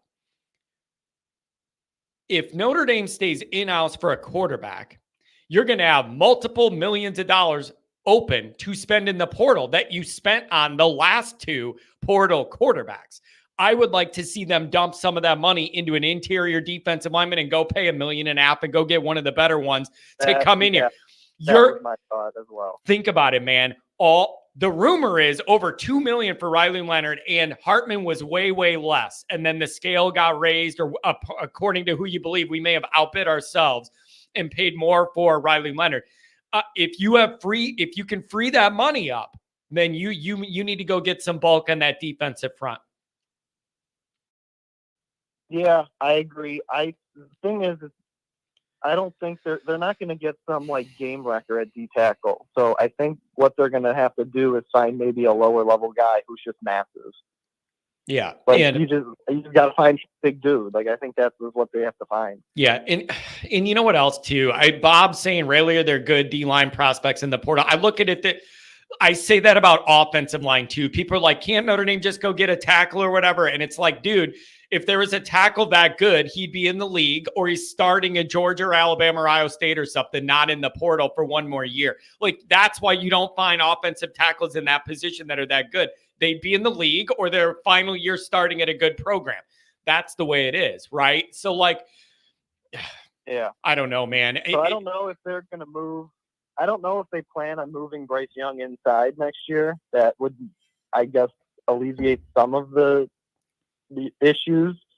But if he's on the outside, like Logan Thomas on the outside, Jordan Botello, if he comes back, I don't know. Thomas also like getting play early out of necessity. The edge is like the edge. They have people. Like I'm not really concerned a ton. That interior, I don't know what they're going to do, because you can't go win big boy football with Anye and Heinisch at D tackle. You can't do it. So you think it's just a bulk problem? Like no matter if you're an athlete or not, you're just going to get moved too much if you're that size. Is that what you're thinking? Yeah, we saw it when Zeke Corral got pushed at Duke. The guy was 330 at D tackle. Yep, and there's just nothing you could do. Yeah, there's just nothing you could do. Flip it around. And then, now let me ask you this. Let's move this forward again. I like where your mind's at. Let's move it over to this. Clampett's saying, get the D-line and go poach big time wide receiver. I don't think Notre Dame's doing a good job of marketing the wide receiver situation this year either. Like remember when we were all before the season worried about receiver recruiting and we went 0 for 3, 0 for 4 in the end of the summer. You're not doing a good job highlighting the wide receiver situation at Notre Dame again this year, yet again. Yeah, and I think I understand the O-line is part of the problem. We can't he can't sit there and wait 4 seconds. I totally understand. So I just want to get that out of the way. But he's not that great of a deep ball thrower, and I always refer to. I think it was after one of the early games, either A&M or NIU. Tyler Horka asked Freeman. I'll never forget it. He asked him about his, struggles throwing the ball deep with his low percentages. And Freeman's like, I believe that's one of Riley Leonard's strengths. So there's something there. He's covering for him, like not being able to do it. And I think that's like part of the reason Denbrock doesn't trust him to like throw the ball deep, even if it's like a 1-2, just throw a go ball, like one-on-one coverage. I don't think he trusts him to do that. So I think that plays into the receiver part, which I hate to be that guy. Like I'm excited this guy committed, he's got a scholarship, but until I see anything on the field, it's like whatever. Yeah. Yeah. It's never a dull moment in Notre Dame land. And then tell me if you felt this too over various different points of the Freeman era. I've been looking at certain recruiting situations saying, I can really see the path here for Notre Dame to hit a home run. If this comes together and that comes together and one more thing's like, I could see how it could really turn into something really great. And it never has. Like something goes wrong and it falls apart and it kind of unravels. And then like, I've been able to see where I wanted this to go and we've been able to get close, but not pull it off. It's been really, really frustrating. Yeah. I mean, part of that I think is just the school. Honestly, with these top five-star recruits, I think part of it's just like the school. And Bowen was on record saying he didn't want to live in the dorms, so that's part. You have to attribute that the kid said it. And I think the biggest thing is just his inconsistency as a coach. You can't expect these top guys when you're winning big and you're losing low. It's too much volatility. Yeah, it's that's really a tough dynamic to work in. College coaches want consistency, and that's the only way they can rely on what they're going to get and then like build off it week to week. I don't know what it is, man. Preparation, messaging, leadership, something we're doing is not right. Yeah, he hasn't. He didn't learn. We all thought he learned his lesson, but he didn't. Nope. So maybe this time will be different. Yeah, well, we'll see. And we're all going to be here to freak out if it doesn't go well. Anything else, man? Good caller today. Good breakdown. Thanks. Last thing is just something I noticed when I was watching that all 22. On that play, Leonard Moore chased him down and forced that fumble. If you watch that play on like the wide copy where you see every single person on the field, his speed is totally different. It's unbelievable. Yeah. Like not the fact, he chased down like the quarterback, but if you watch the amount of ground he covers compared to everyone else chasing him down and how fast he got there, his speed is totally different. Yeah, and a young guy too. And so young too. That's the thing, man. They're doing a good job back there. Young and contributing, and we need him to contribute. And so yeah, it's good to see. Hey, at one point in that game against Louisville in the second half, we had 4 true freshmen on defense. With the game still in doubt in our playoff lives, not like when you're winning 90-0 against Purdue, these guys get in. With the game still in doubt, Notre Dame had 4 true freshmen out there defensively. That's a big deal. That's a big deal. And it's going to pay dividends down the road. Speed and length at corner and on the perimeter. That's what I want. And I'm starting to see that. And sadly, I think that's part of the reason Mickey left is he saw the writing on the wall. Yeah. But I love like a 6'2" corner. Give me that every single day of the week. Yeah. Yeah. And Leonard fits that mold exactly. Man, and you know what I want to we'll wrap it up with this. Here's what I like. That secondary now has a reputation for what they are and what they develop and the standard of play. And it's kind of beginning to kind of recruit itself and develop itself in a way because there's a standard of high play and one guy passes the torch to another and these young guys keep competing and all that. I need more of that dynamic throughout the Notre Dame roster in other areas. They got it going on now where there's a standard of play to be a part of that group and be a contributor and everything. And like, that's where I need other parts of that roster to get. Yeah, I totally agree. It's nice to see for once. That's always been the weakness. Yep. Yeah, you're definitely right about that. Hey man, I really appreciate the call. Covered a lot of ground today. Thank you. Good bye week call. All right. Take care. Have a good one, buddy. Thank you. 815, man. That's the home area code here. 917. What's going on? 502. You're coming up next. What's going on? 917. John, it's Pat from West Palm. Can you hear me? Yeah. What's going on, buddy? How are you doing? Surviving the weather down there? Everybody okay in your area? Yeah, I'm on the East Coast, Florida, so we missed all that. So, you know, a bad storm for people as far up north as North Carolina. Really bad storm. But anyway. Well, I'm glad you missed it. Two callers ago, that guy was, you know, I used to have tolerance for guys like that. But, you know, I'm talking 2 callers ago, the guy that was going on and on about he loves Notre Dame. Yeah. You know, the problem is I put Notre Dame fans in 3 camps. There's the wine and cheese camp that's very far to one side, and they're largely indifferent to Notre Dame football. I agree with that. The other extreme is people like you and me that demand excellence of Notre Dame football. But the third camp is the people in the middle, and that's where that guy falls in. And that guy, I think, is actually in many ways more harmful to our ability to win a national championship than the wine and cheese crowd, because that guy tolerates the mediocrity that has set in.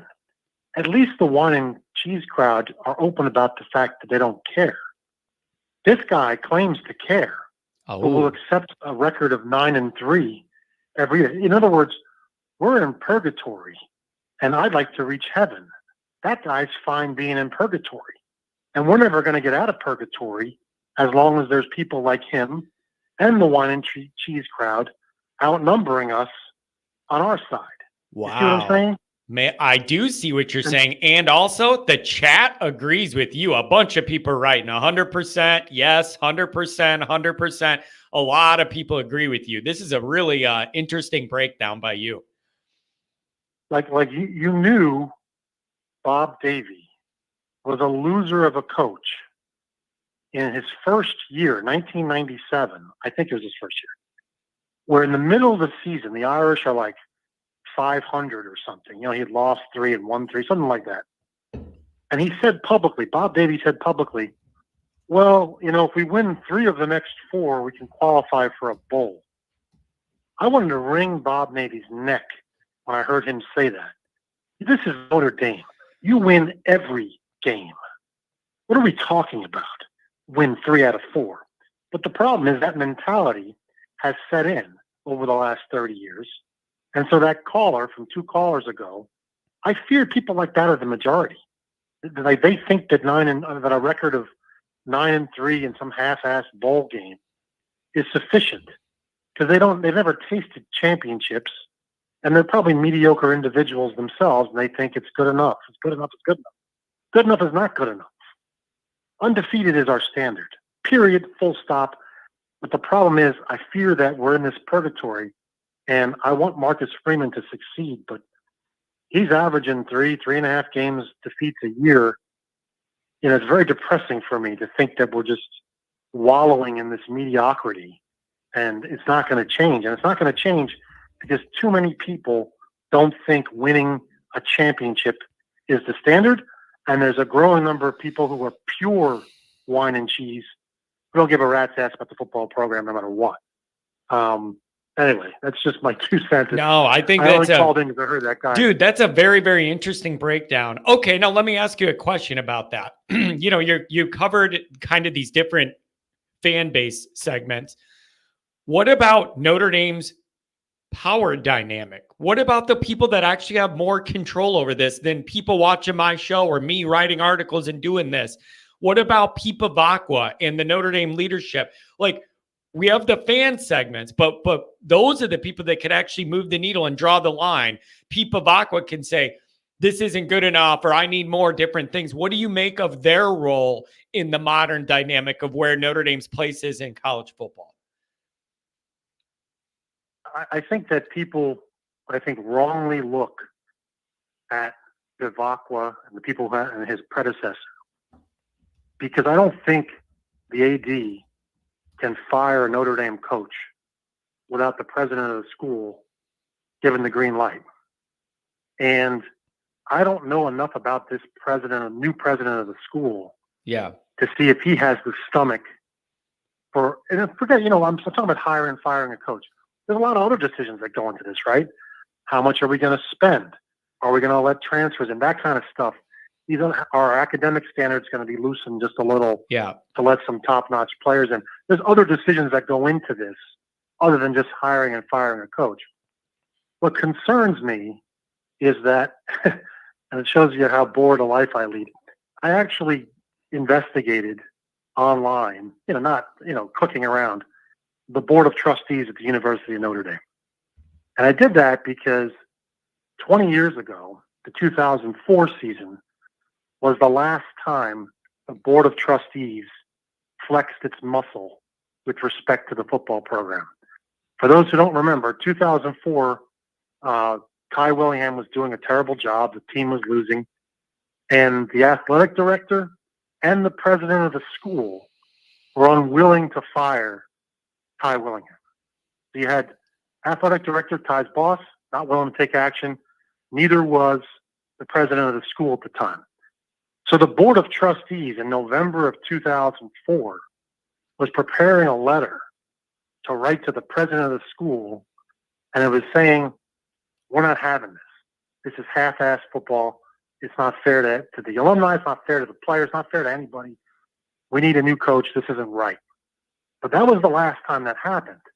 And the outgoing president at the time, Monk Malloy, was public after, like a weasel, after he left, he started publicly saying what a mistake it was to fire Willingham. But that was the last time the Board of Trustees actually acted. And so what happened after that, if you look historically, I actually did the research.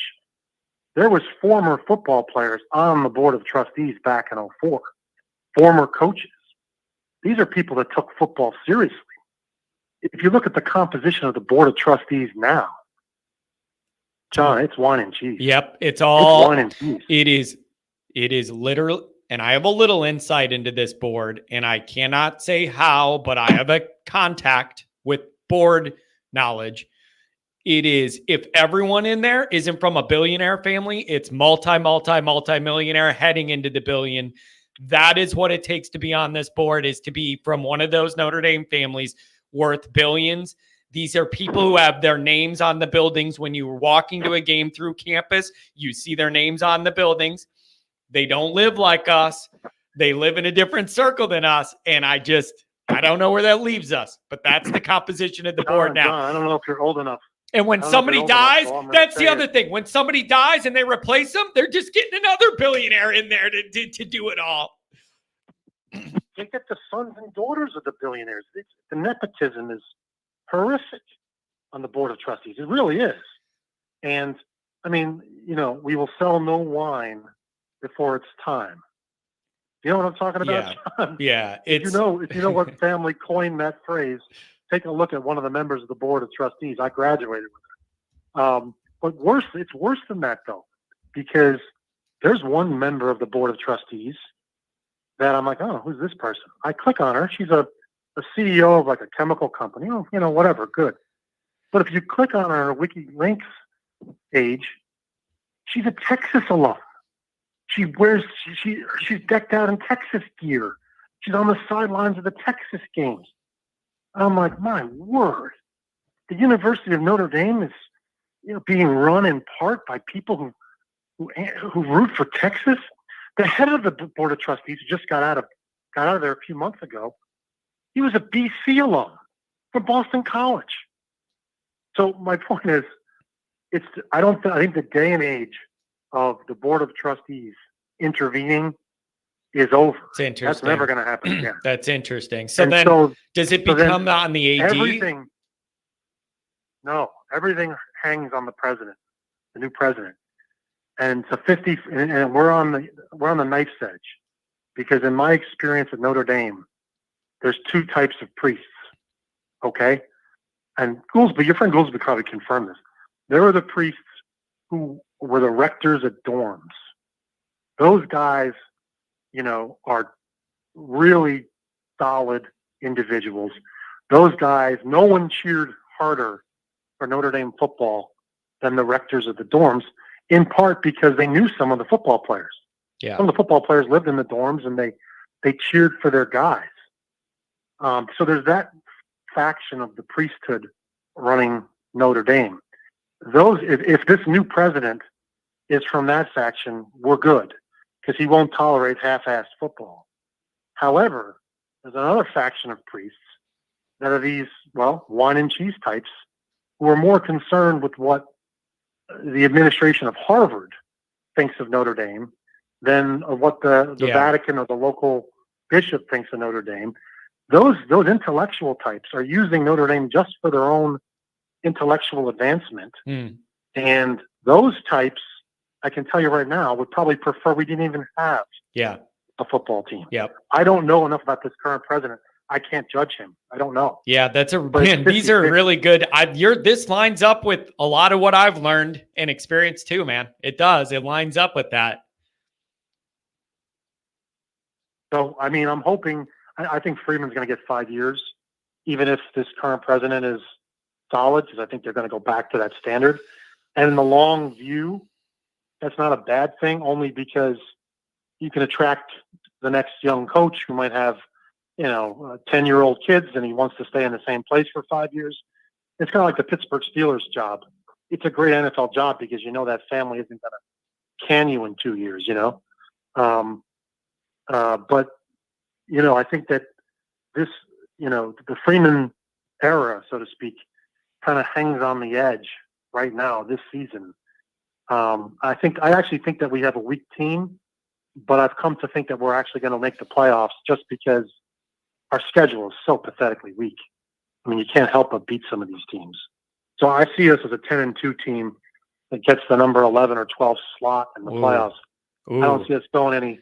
Man, I don't see us going any farther. Oh, and that first round, first round, it's like, okay, you're going to Georgia. Have fun. Like if you end up in that like 11 at 10-2, that means you're going to Georgia or Ohio State or somewhere round one. Good luck with that. Yeah, and our purgatory continues. Yeah, because we'll get smoked. Man, I got to tell you, get back to work here. I like this. It lines up with a lot of what I've seen behind the scenes or heard with that administrative stuff too. And I know Tom wants to call in right after you and share some of what his experience is there.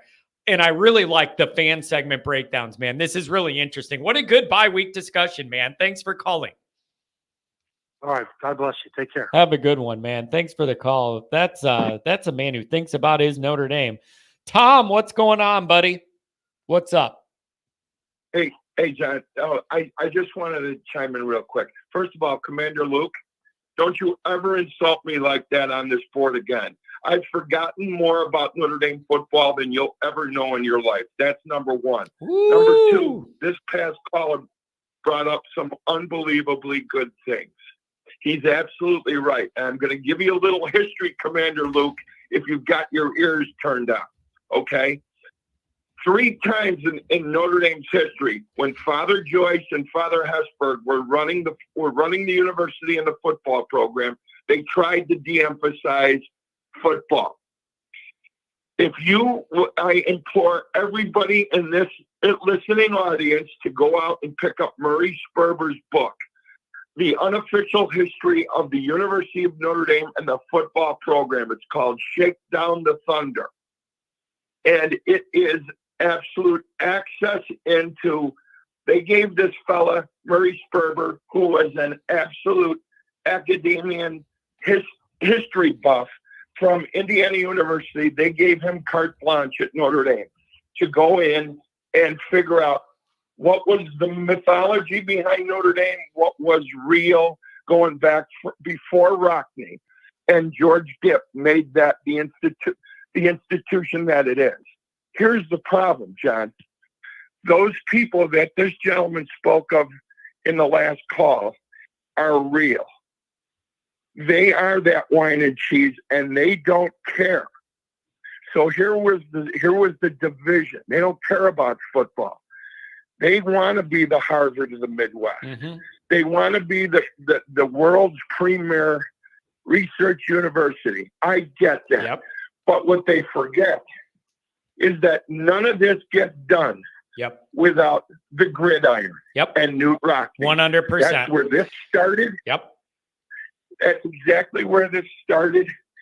And when you find out what these people are all about, and you see that they now here's what I also want to say.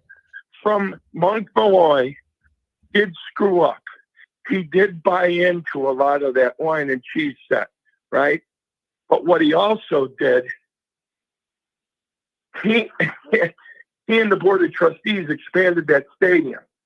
And there was a lot of pushback before they started the expansion of the stadium to leave it to 59,075, because that means you're all in. That means you're going into the next century.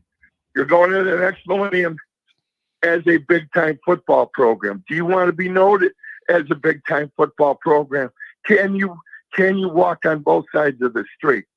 Now, back to that caller, is what he was saying. They have to figure it out. And you cannot make poor coaching decisions any longer. Marcus Freeman's getting a pass. I think that caller was right. He will get 5 years.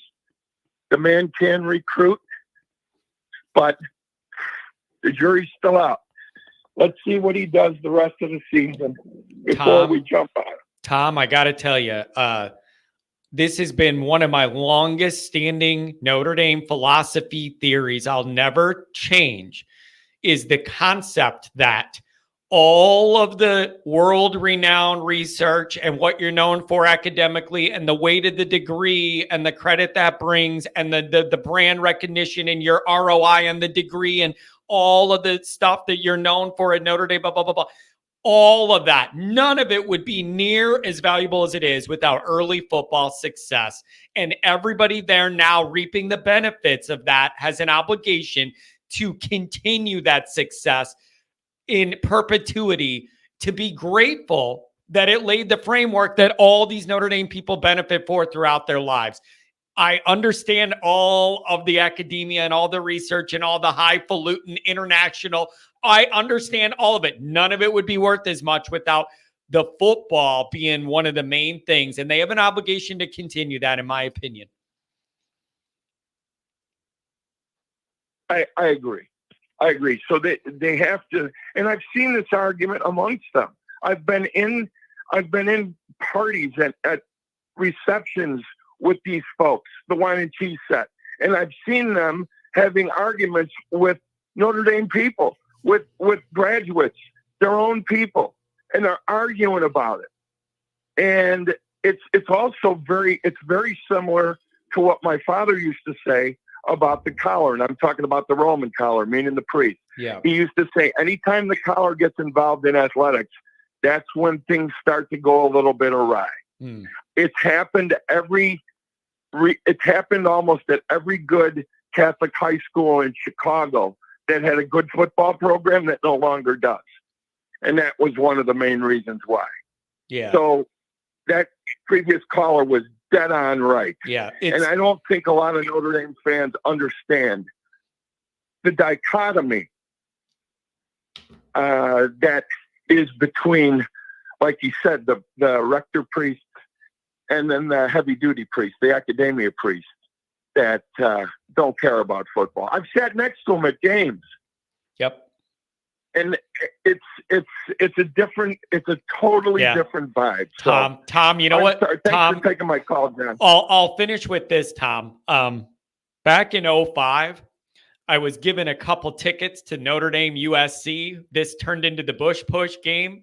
And it was Tom, it was from a wine and cheese Notre Dame family, lovely family, full of graduates, all doctors, lawyers, all like the Notre Dame whole thing, multiple generations, multiple kids. The dad, was in the band, the whole thing.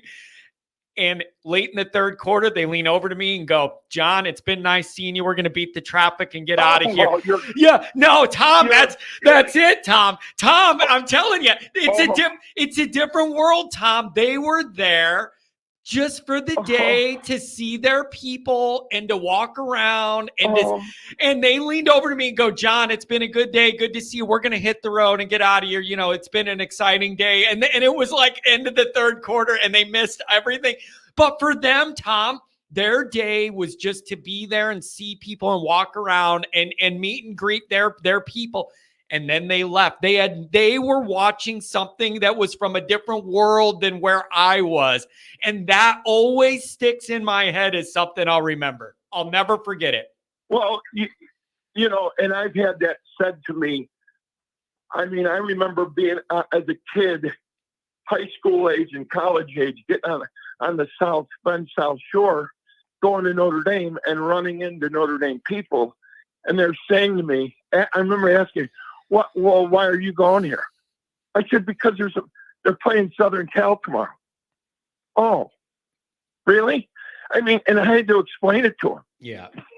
Yeah, I know. If I have to explain to you my lineage and why I've been a Notre Dame fan for as long as I can remember, and I could have been an Illinois fan, I could have been a Michigan fan, I could have been an Ohio State fan. No, I wasn't.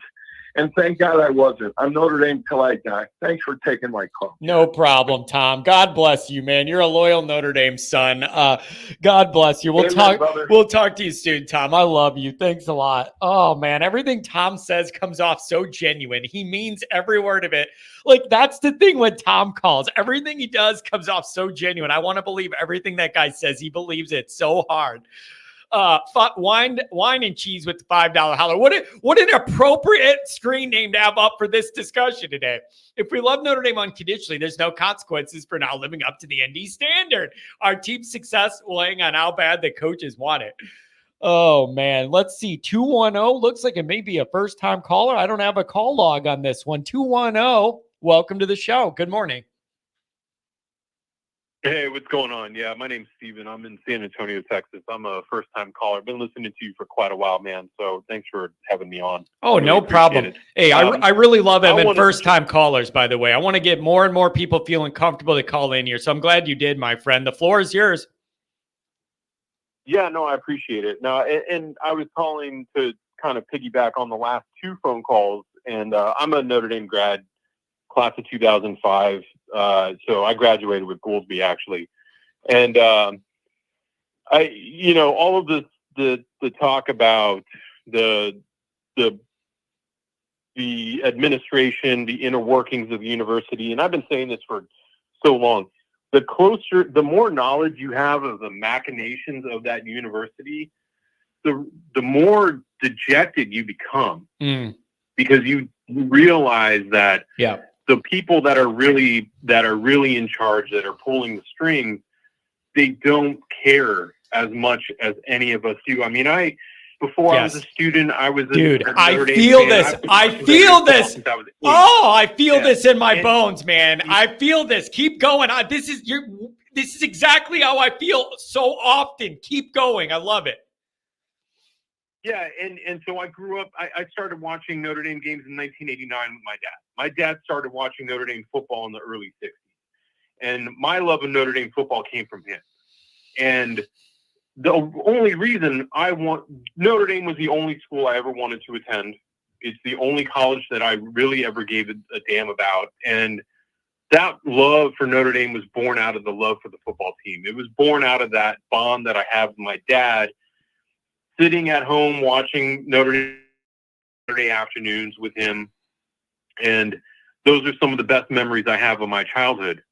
So Notre Dame was it. It was Notre Dame or bust for me. And thank God I was able to attend. I graduated. And during my time there, I realized, I would say that maybe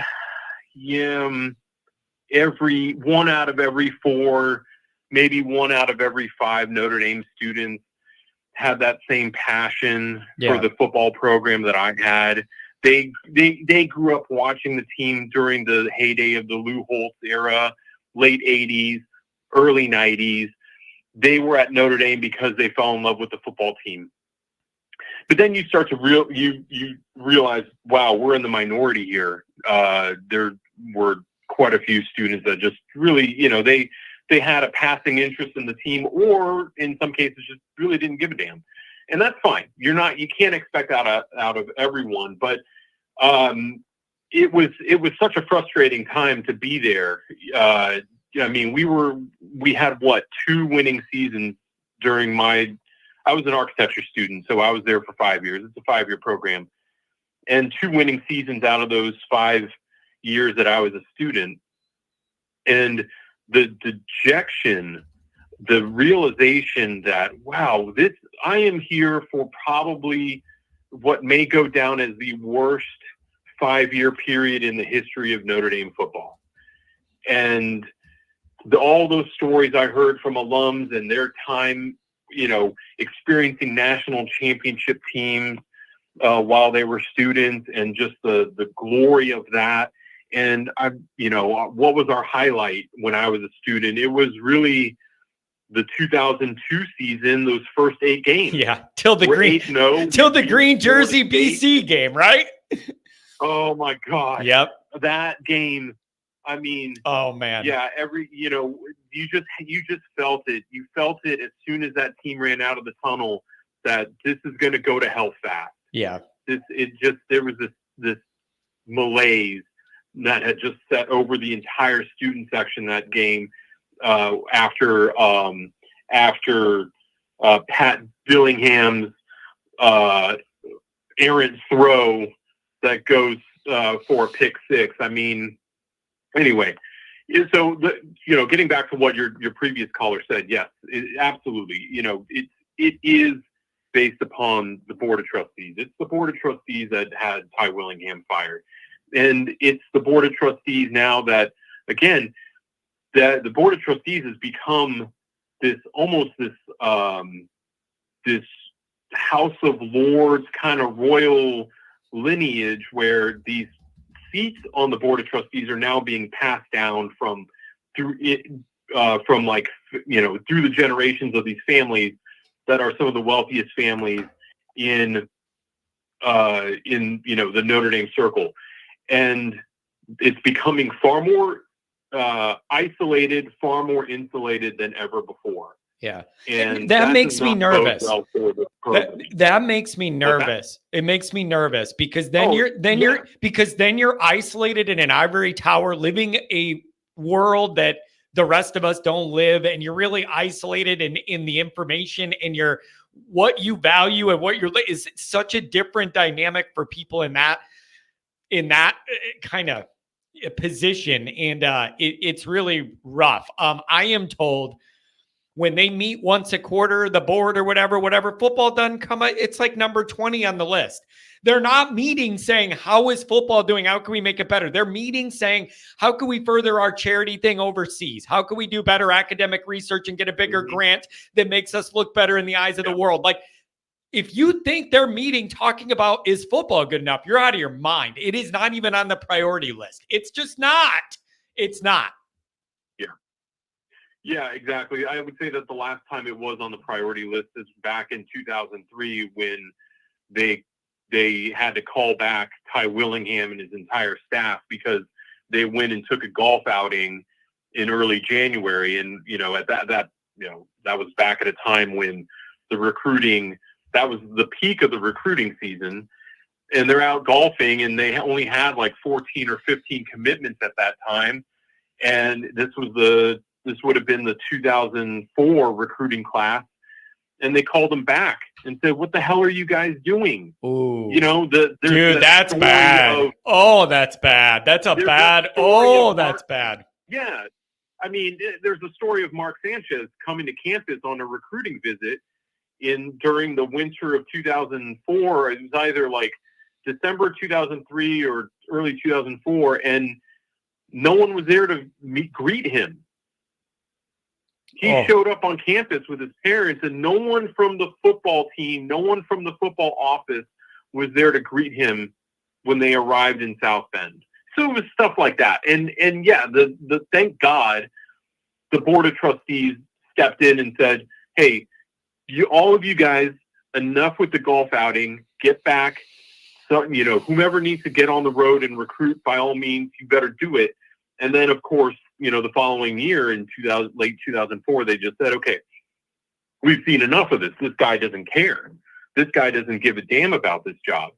I mean, it was pretty clear because, he would rather be on the golf course than recruiting. But I think that's the last time that the Board of Trustees really put their foot down and had to make a very stern decision with regard to this program. So if they have more lofty worldly goals and everything, and their eyes are on the academia and the charity and all, and I'm not acting like those are not important, valuable things. They are a big part of the university. But if that's what they're all focused on, does it become the AD's responsibility? Then let's say something really bad happens and Freeman goes 3-9 or whatever, and you got to do something. Does it become an obligation of the new AD to go to the board and say, we need to have this discussion and bring that up? If it's not even in their purview, how do you have those discussions then? Is it incumbent on the AD to go to them and say, I think we need to have a tough discussion here? Or like, how is it going to go then? Yeah, exactly. Yeah, that's a good question because, when I was there, we had Kevin White. And Kevin White was the AD. And that man, his responsibilities and his title had really been diminished and neutered pretty quickly. And I think that a lot of that came out of the George O'Leary debacle. Mm-hmm. That was such a black eye on the football program, and not just the football program, but the university as a whole. And of course, Notre Dame, heaven forbid, there be any negative light on that school, let alone the football program.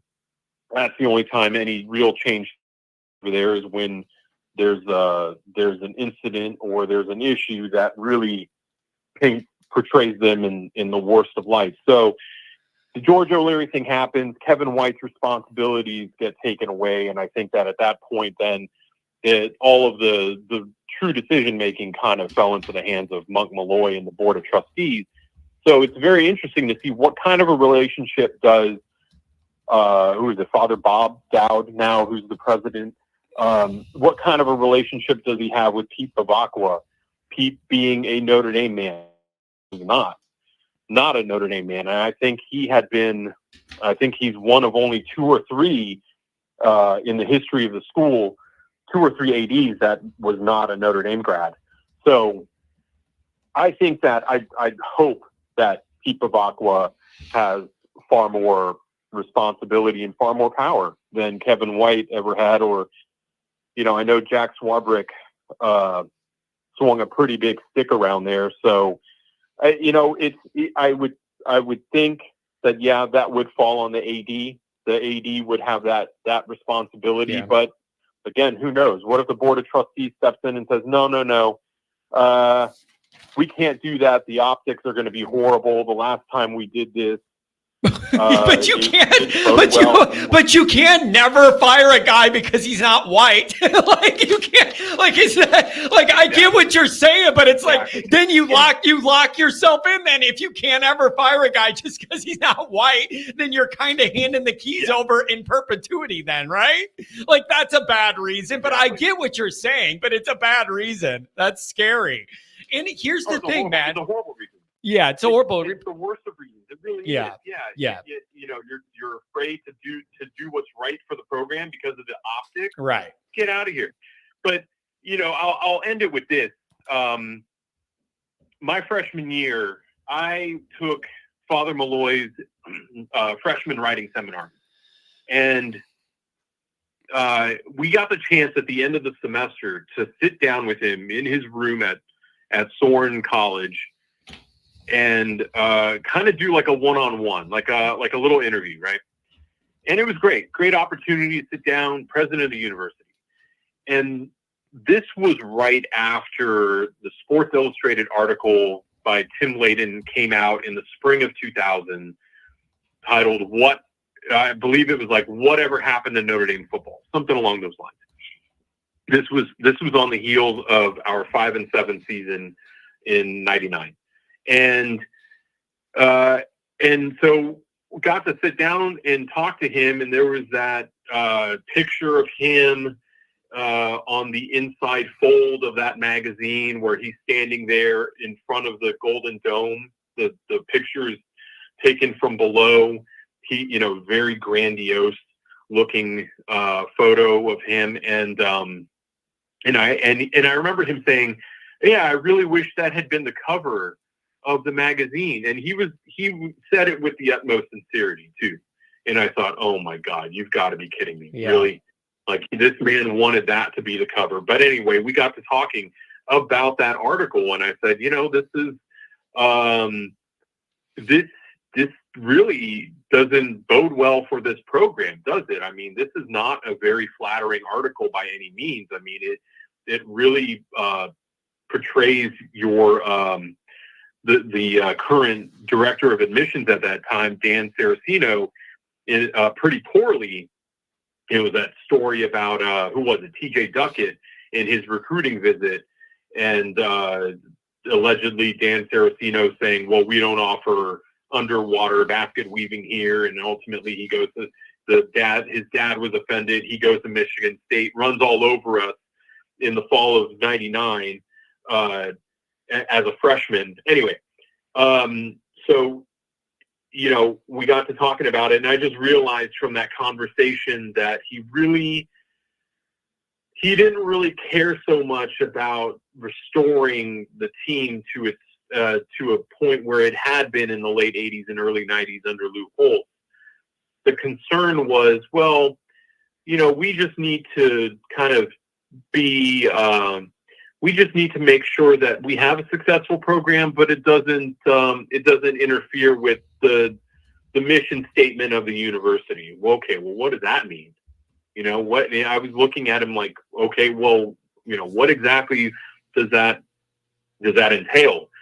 Well, we can't, there are certain teams that will there's a certain way that college football is conducted nowadays, and we just won't go there, was basically that's essentially what he left it at. And I left that room thinking, man, this guy he doesn't care. Yeah. He doesn't care whether we win another national championship or not. Yeah. It's kind of rough. Do you feel better? Okay. Now at least you have Bavakwa and the new president that are both Notre Dame guys. Doesn't that make you feel good? And Bavakwa was a walk-on kicker with Lou Holtz. Like, he's familiar with football. He said he loses sleep because we don't win anything anymore. Do you feel any better about that, knowing that now you have an AD and the head priest that are both Notre Dame people and went there and understand it more? Well, I feel better that Pete Bavakwa played, that he was there. He was there as a student athlete during the Lou Holtz era. So he was there for really that last great era of Notre Dame football that we've all experienced. I feel better about that. I mean, the last couple guys that have held those positions, well, the president of the university has always been a Notre Dame grad. The ADs, for the most part, have been Notre Dame grads. And so it's not like that combination necessarily yields success on the field, or at least it doesn't really mean that there's going to be a significant importance placed on the success of the football team. Yeah. So, I again, the only reason, Pete being a former football player makes me feel a little bit better about it. But that's really the only kind of solace that I take in that. Well, what's interesting with it? Let me ask if you've thought about this. Jack hired Freeman on his way out, which means Bavakwa is not intimately connected to Freeman in the way that the guy you hired him would be. And I just think that is an interesting dynamic. Well, I mean, I hope Freeman works out and we get rid of these dumb losses on the low end and recruiting gets good and whatever. I hope he succeeds. I still hold by that. But it is interesting to me, and it's always in the back of my mind. Bavakwa was not intimately tied to him the way the guy who hired him was. And I just think that is an interesting dynamic here looking at the landscape. Yeah, no, I agree completely. I was on one of the Blue and Gold Twitter spaces that they had before they started doing the call-in show, much like your own. And I was on with Singer, and we had this similar topic came up during that Twitter space, and I said, I think maybe the only thing that would keep Notre Dame from saying, okay, well, we're just going to string this thing along, and we've got to give him his 5 years, Freeman, that is the fact that you're several reasons. One, Pete Bavakwa is the new AD. That wasn't his hire, right? So it's not like he's intimately tied to Freeman. He's sought out and hired for that position. Yeah. You've got a nine-digit football building that's currently under construction.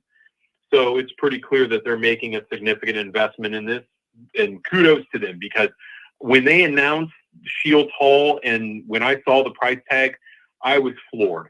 I thought, oh my God, I never thought I would see the day where that school would invest that kind of money into the football program.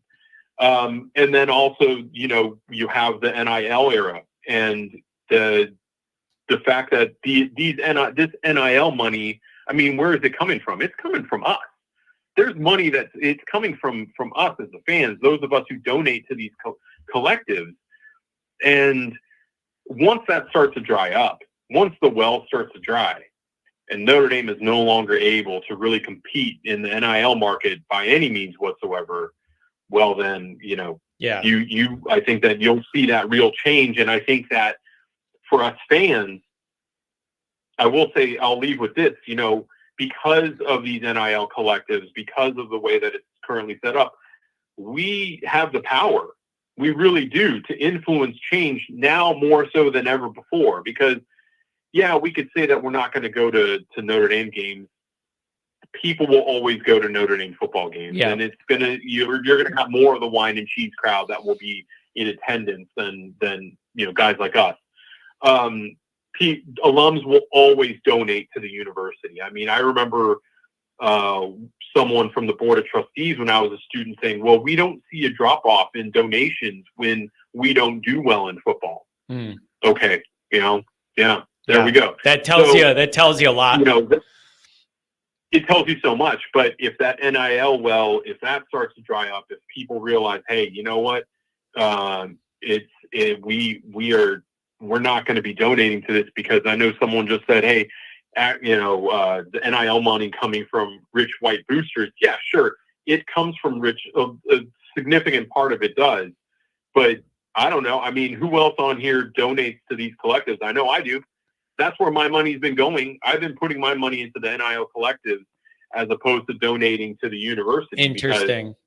Yeah, because then you feel like it's being routed into where you care about. Is that why?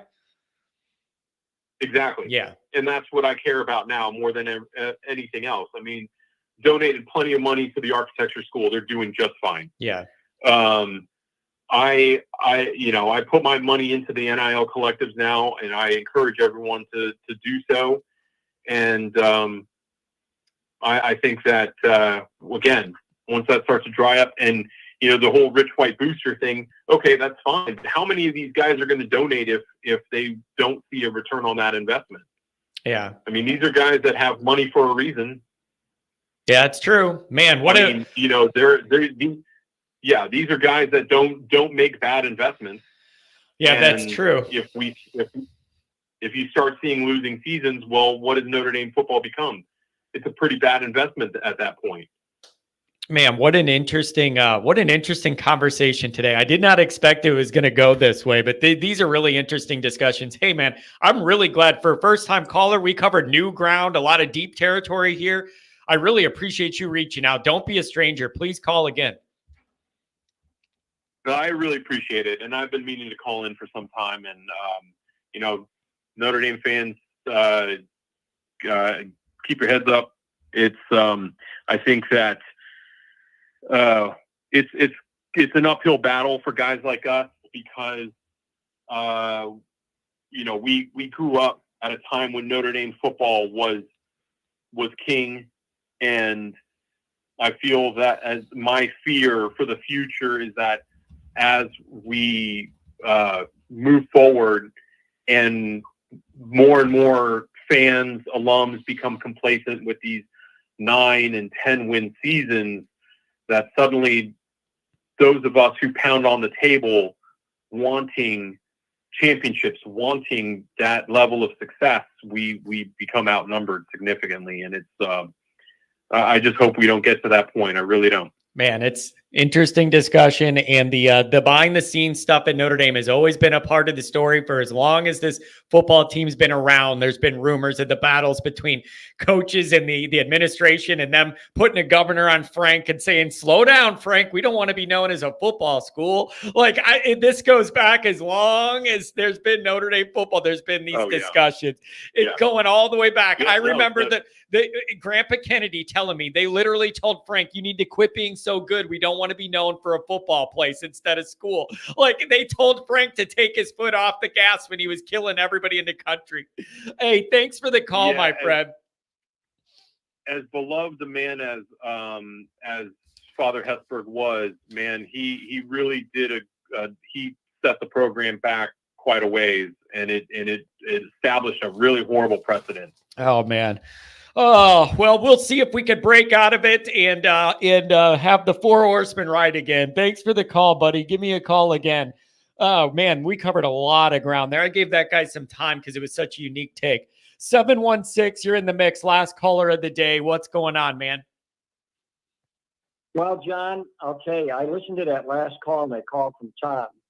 And like I told you before, I became a Notre Dame fan when I heard "Here at the Snow" in '64 and all the things that happened. But what these people don't understand, the wine and cheeses, is they weren't on the map because of academia. They were a small school in Midwestern United States. What put them on the map was football. And most of all, it's interesting that you would mention the Four Horsemen, because I was going to say, if anything put that school on the map, it was the article by Grantland Rice about the Four Horsemen of the Apocalypse. And that changed everything for that school. Everything. That school was driven by football. If football dies, the school will die. They don't realize that. The revenues from football, major football, in all of the schools, you ask, Alabama, Georgia, it doesn't matter. The football program, because of the amount of the sales that come from that, is what drives those universities, what supplies them with their revenue. That's what supplies them. We didn't watch football when we were kids of talk about Notre Dame except for football. There was nothing about academia. We realized that you had to have a higher GPA and everything else to get in there, but it wasn't the reason that we talked about Notre Dame. It was football. And they don't realize that. They want to be the high, lofty, I don't want to use the term snobs, but that's basically what they are. Or let me ask this though. Maybe worse than that. You said they don't realize it. Maybe they do realize it, but they just don't care. That's even a worse scenario. Well, think about this. I'd like to know how much money is taken in by the football program. And if that thing went dead, I mean, like a death penalty, self-imposed death penalty, like SMU had, only by the NCAA, what would happen to that school? Let's say they took all the sports away. I guarantee you, football is the biggest revenue producing thing for that school. You can talk about all the grants they're given, everything else they're given, but I'll bet you that university probably generates in the millions a year for football. I would have to think. I would have to think that. Well, that number is available. We'll do the research. We'll do the research to figure out exactly what the revenue is just from the football gate and everything that comes with the football stuff. It's millions and millions and millions of dollars in profit.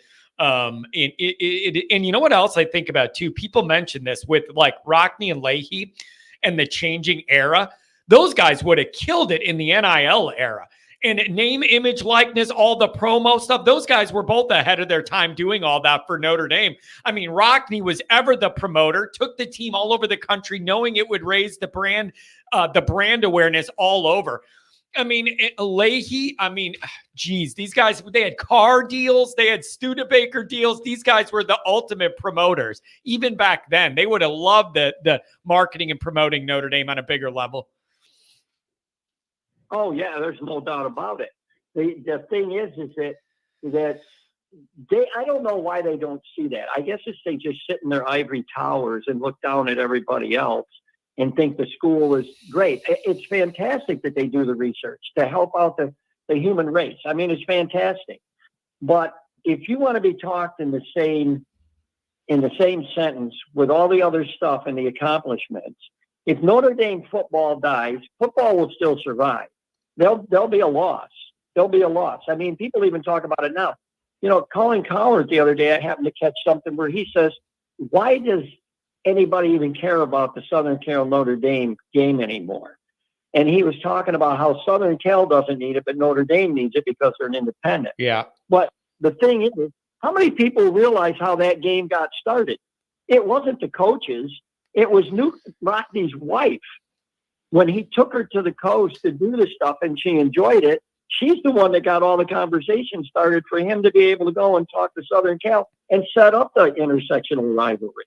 It all started because of his wife and a trip he took her out there on to see what California was like. And she enjoyed it. She enjoyed the game and said, hey, why don't we come out here once a year or whatever? And that's how it all started, was with his wife. But they just don't get it. They don't get it what it means to be a diehard fan. I don't know. The interesting thing would be how many of these people who sit on the board ever played sports in their life.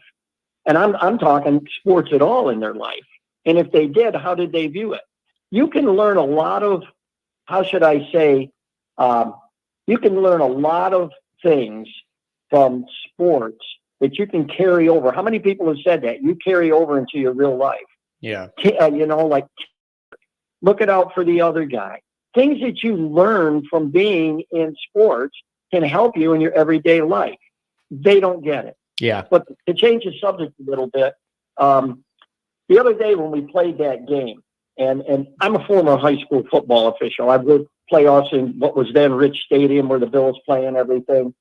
And I'll tell you, I can't watch a game the same way without seeing infractions. But the other day in that game with Notre Dame, when that guy came and belly flopped on Leonard, no, that's unnecessary roughness or personal foul. He basically did a dive on him. He had time to stop. I mean, you see the replay. He had time to stop way ahead of time. But the one that really got me is when our tight end Mitchell Evans, right? He is tackled, and he's basically tackled and sitting on his butt, and he's facing back towards our goal line, right? And then two guys from Louisville are around him. Well, that other guy comes out of nowhere and nails him right in the back. And I'm thinking, there's got to be a flag on that. Are you kidding me? He's already on the ground. He's been on the ground. And I'm thinking, where was that call at? And there's games I've watched that I've seen officials this year that, in fact, I'll tell you this. I watched that Kentucky-Georgia game, and Kentucky got hosed. I'm telling you, I couldn't believe the one play, just the one. The guy from Kentucky's coming out, and his hand just seems to graze the face mask of the defender for Georgia, right? Well, we got a flag. And I'm thinking, well, the flag's got to be that happened at the end of the play where the Kentucky guy's running and the Georgia guy got his hand underneath his face mask and pulled on the face mask and ripped the helmet off. Oh, no, it's for the one where the guy just happened to graze. He didn't grab. He just happened to run his hand, happened to go up towards the face mask and hit it of the defender for the defensive lineman for Georgia. And they showed it on the instant replay. And I'm telling you, Stoops went crazy. He says, what about this? How do you miss that? You never miss that. There's always somebody watching somebody make the. So what do you think? You think it isn't missed. It's Georgia's one of our best teams, and we need to keep this. We need to make sure that they keep going. Is a little bit of that SEC in you. And I wasn't going to go there, so I'm glad you did. I'm just saying, there's certain times it feels like these conferences want to protect where they know that their bread gets buttered, and Georgia's one of those teams, and you don't want them losing to Kentucky. Come on. Well, Kentucky, I'm going to tell you something. That even against Ole Miss, it was. I watched some of the plays, and I'm thinking, like, boy, it just doesn't seem right here. Yeah. Is everybody trying to job Kentucky this year? Did they not contribute enough money to the pool or something? Yeah, it's interesting. So now let me ask you now, what are you going to do this weekend? There's no Notre Dame stress. You going to relax? You going to watch Texas A&M at 11 a.m. window? What's your weekend going to be like with no Notre Dame anxiety? Actually, I made a list. And yeah, Texas A&M is on there because I'd like to see them go undefeated, which helps us as far as people looking at it. Really interesting matchup too. I want to see their defense against Ole Miss's offense, even though Ole Miss took a step back last week. I want to see that game. They're not playing Ole Miss. Texas A&M's playing Missouri. Missouri. Yeah. I'm sorry, I got that mixed up. But the Missouri, that's what I meant. The Missouri offense, I love the way that guy calls offense, and I want to see them match up against A&M's defensive front. Well, I'm interested because Missouri went overtime. Was it who was that? Was it Memphis? Who was it? Wasn't it Vanderbilt? Who did they go? Yeah, it might have been. Missouri? Yeah, I think it was, and Vanderbilt should have won. Yeah. But I'm kind of interested in just glancing some of the other ones. Like I want to see how Vatech did against Stanford after Vatech played last week. Yeah. And then we got Clemson at Florida State. Let's see what Clemson's got compared to Florida State. And I was interested kind of in the USC Minnesota game just to see how that was going to work out. And then you got Duke and Georgia Tech, and Duke come back to win their game last week. And I don't really care too much about the Michigan and UW game. That's just a late game that happened to be there. And I figured if I was still up, I might glance at it. But I'll tell you the team I do feel sorry for, in a way, is Stanford. They go from the coast to Syracuse, And I would take it they flew back to the coast. Now they got to fly from the coast out to Clemson and fly back in successive weeks. I'm thinking, but the other teams, the big teams like USC and UCLA, you don't see them having to do that stuff. Yeah, So I'm thinking, man, would you like to travel like that? That's crazy. Well, that's interesting. When you're in the ACC, but you're in Palo Alto, California, you're going to have some long road trips, brother. Oh yeah. Now listen, Penn State makes one trip. They go out to well, UCLA comes to Penn State. I think that's they got something out west. Yeah, it's they play USC. They play USC. I think it is. They got to play USC out there. Oh, that's crazy. These schedules in these conferences. Yep. But it's no longer about geographics. It's about TV money, and that's what's driving the conversation. Anything else, my friend? I'm running late here. I appreciate you giving me a call. I wanted to get you in today. I just wanted to touch on that. But I was going to say last week, I do like the way our backups play, but the injuries are just, it's a lot. I don't know what it is. You can question the training stuff and what's going on, but I mean, I was happy to see Leonard throw the ball. In fact, he said in the thing, he goes, I was kind of worried about I was going to hit him on that wide open pass. But hey, listen, there's always room for improvement. We just gotta hope that they improve over the next 2 weeks, and when they come out to play again, that they have a new wrinkle and they have the things they need to do. The young kids can step up.